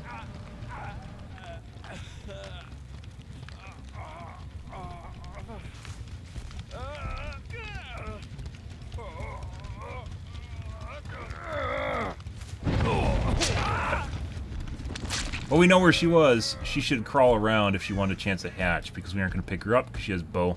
I think I still could have made Hook if I picked her up, because it's based off how long they've been on the ground. So.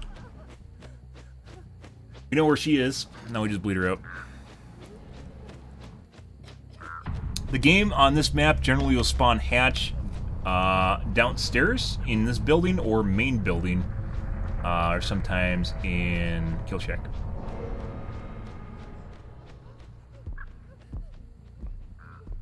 Or she has power struggle as well as flip flop, guys, and bow. No way, right? No.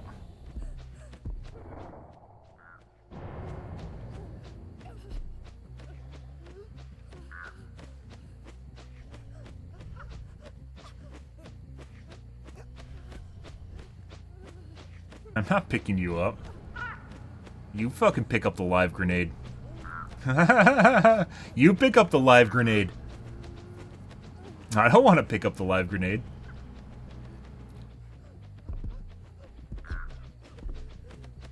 Sometimes if they have Unbreakable instead of Power Struggle Flip Flop, they'll actually sit at the pallet acting like they have Flip Flop or Power Struggle. Do exactly that. Hatch down here. I think that's a dead end too. Got the pallets gun. Got a W key.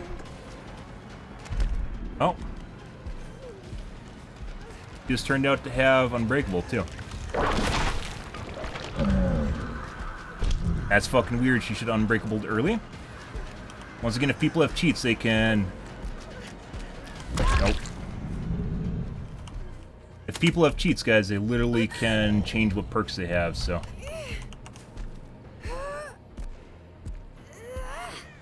You know, we're gonna drop her. I'm not, just to make sure there's no bullshit. We're gonna drop her and fucking close the hatch. Think she has adrenaline too? Okay. Jesus fucking Christ.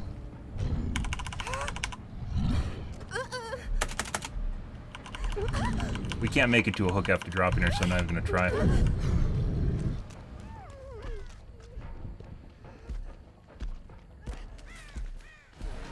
Otherwise, I would have bled her out. Which we could have, but I knew where she was, so no bother. Nope.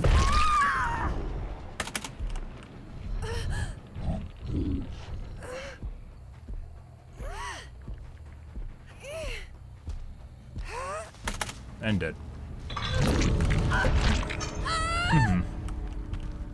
She did have Unbreakable. So if I was Claudette, guys, if I was Claudette, and I was over here, that's when she should have Unbreakable. When I was as far apart, if she's just playing solo and as far apart as humanly possible, when I was camping that hook there, she should have Unbreakable and crept around. Which makes me once again think she's cheating. Fucking weird shit. That was the absolutely wrong time to Unbreakable. Was literally sitting there on the pallet.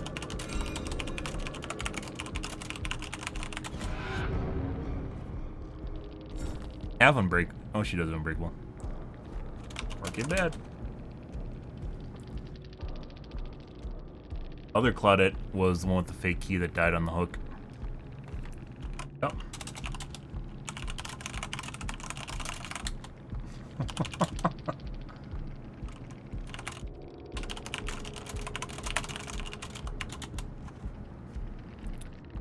Uh-huh.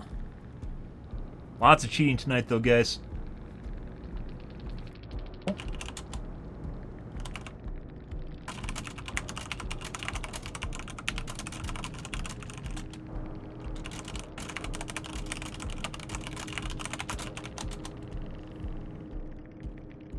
Maybe you should go touch grass, as the kids say. Apparently. Trying to win is to Cool for the cool kids. But we all know survivors just want to watch killers lose and bukkake them at the end gates.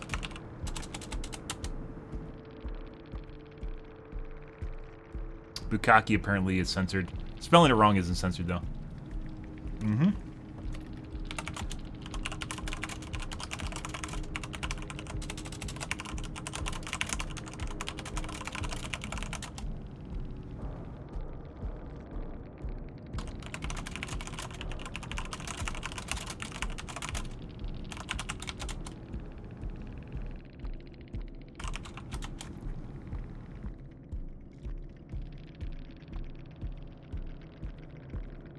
Fucking weird.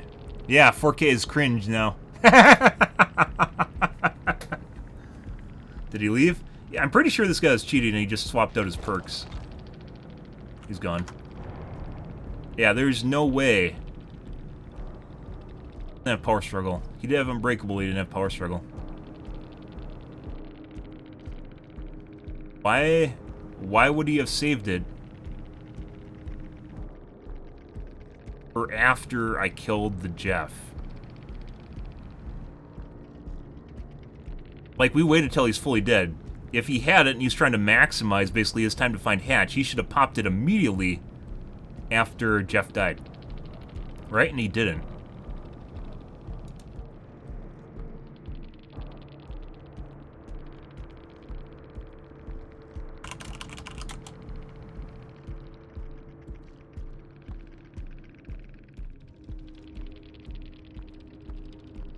Didn't even power struggle.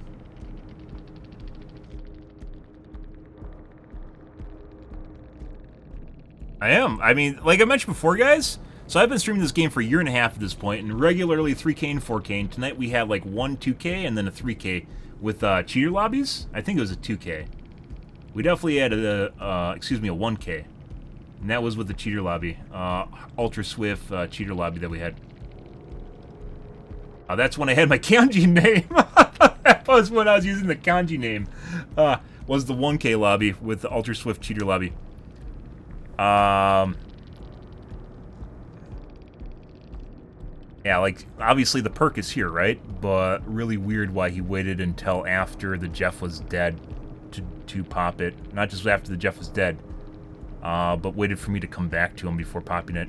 And then he got crows on top of it. Like, if he was remotely good, he should have basically crawled away. Crawled into a corner and just hid. Would have had a chance to hatch, too. Very weird shit. But as we mentioned before, guys, it definitely seems like what people want to watch in this game is they want to watch killers fail. If you play killer, they want to watch you fail. Fail miserably, get laughed at, BM'd. It's basically what they want from the game. And just jack off all over you. Well, you just pretend that you don't care because you're so dead inside. Haha. And then sit here and talk to the chat and talk about how it's not even possible. The gens are so fast. Oh, the team's so efficient. Shit like that. Well, they're just jerking off all over you. And they don't want you to try hard. They just want to watch you fail as a killer. Sadly. Because we 4K, 3K regularly. Any other game where you perform really well, that's generally a good thing, right? In this game, when you perform well, it's generally not seen as a good thing by the community. Fucking weird shit. But yeah, so kanji name. Let's recap your guys' kanji name is bad idea. Using blocks as your name in DBD, bad idea, guys. So don't do that. That's like when we did debated lobbies earlier, which was we would have a fake build and then we'd swap it out at 6 seconds. So if people are using, if they're using like a lobby revealer or something that allows them to see the killer and what perks they're using, they can't counter build you. Or they counter build you like I have like Spies from the Shadows, so it encourages people to use Calm Spirit, for instance, if they know what you're using, because Calm Spirit's a direct counter to Spies from the Shadow, right?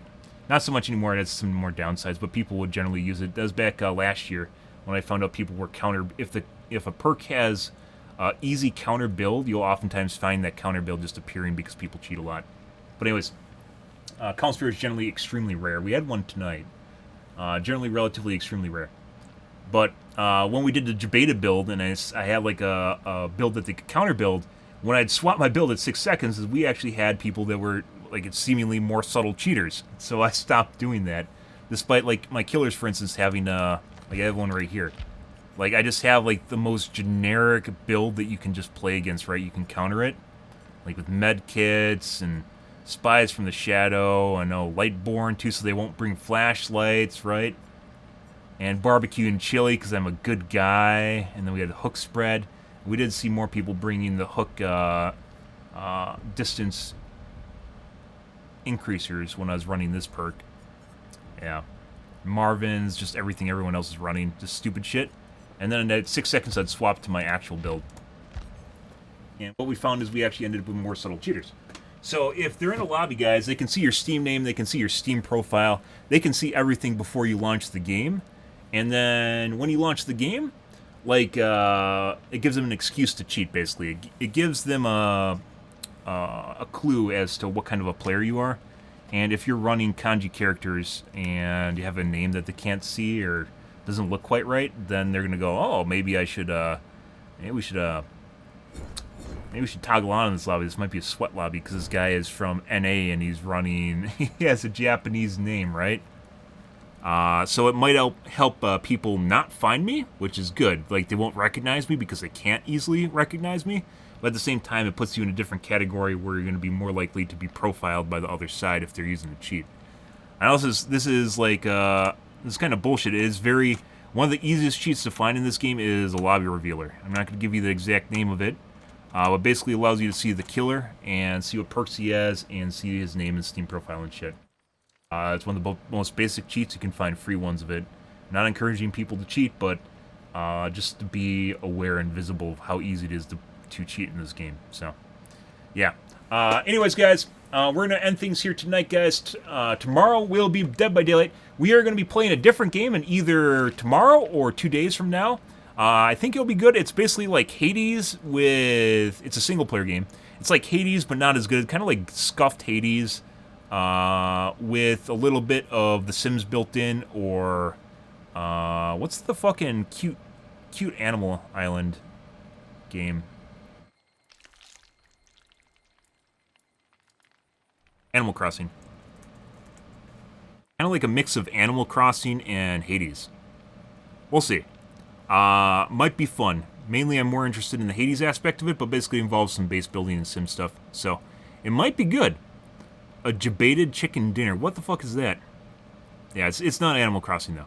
It might be good. It's something new. It's coming out in 2 days. A day or 2 days. I don't know what the timeline's looking like. I'm not going to tell you guys what it is, because it's a secret! Oh my god! SECRET.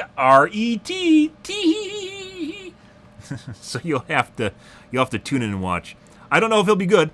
Look kind of fun. So either it's gonna be something we're gonna play for maybe a week, or it's gonna be something I'll play for a day and then we're done with it. We'll see how it goes, guys. It looks fun though. But yeah. Alrighty, guys. I'm out here for this evening, guys. If you're new to the stream, you enjoyed the bullshit, enjoyed the cheating, make sure to follow button in the top right-hand corner. You stream every day from evening to late night, GMT-6, so 8 to 9 p.m. Central Standard Time to 1 to 2 a.m., give or take. Depends on my life, what's happening, etc., etc. Yeah, we got a lot of cheater games tonight, guys. Hopefully tomorrow will be better. We had to test out the kanji characters. I was considering doing that, and I didn't, and then we did it for 2 games, and then, like, the dead giveaway was, like, the straight-up Ultra Swift cheat lobby. That was, yeah, that was pretty... That's pretty straightforward. It wasn't like they just decided to toggle on. They were going Ultra Swift cheat from the beginning. And, like, I think we veered off from a chase with one guy who was just way too fast at the beginning of the match. So, yeah. We'll see how things go, guys. But, yeah, there's definitely a plague of cheating in the game. Luckily, we aren't getting any rage cheaters and held hostage. But, yeah. Yeah, still running into the subtle cheaters in a lot of them. I think it might actually be that they tightened down the MMR, and as such, we're just going against basically high MMR players all the time, instead of just periodically. NA has a lot of people playing, so it's not like people aren't queuing right now. It's not that difficult to find a game. So, I don't know. Maybe the MMR's tighter, guys. I'm not sure. But I'm out here for this evening, guys. Thanks for watching my stream as always, and I hope you guys have a wonderfully fantastic Monday night, Tuesday morning. Have a good day, guys.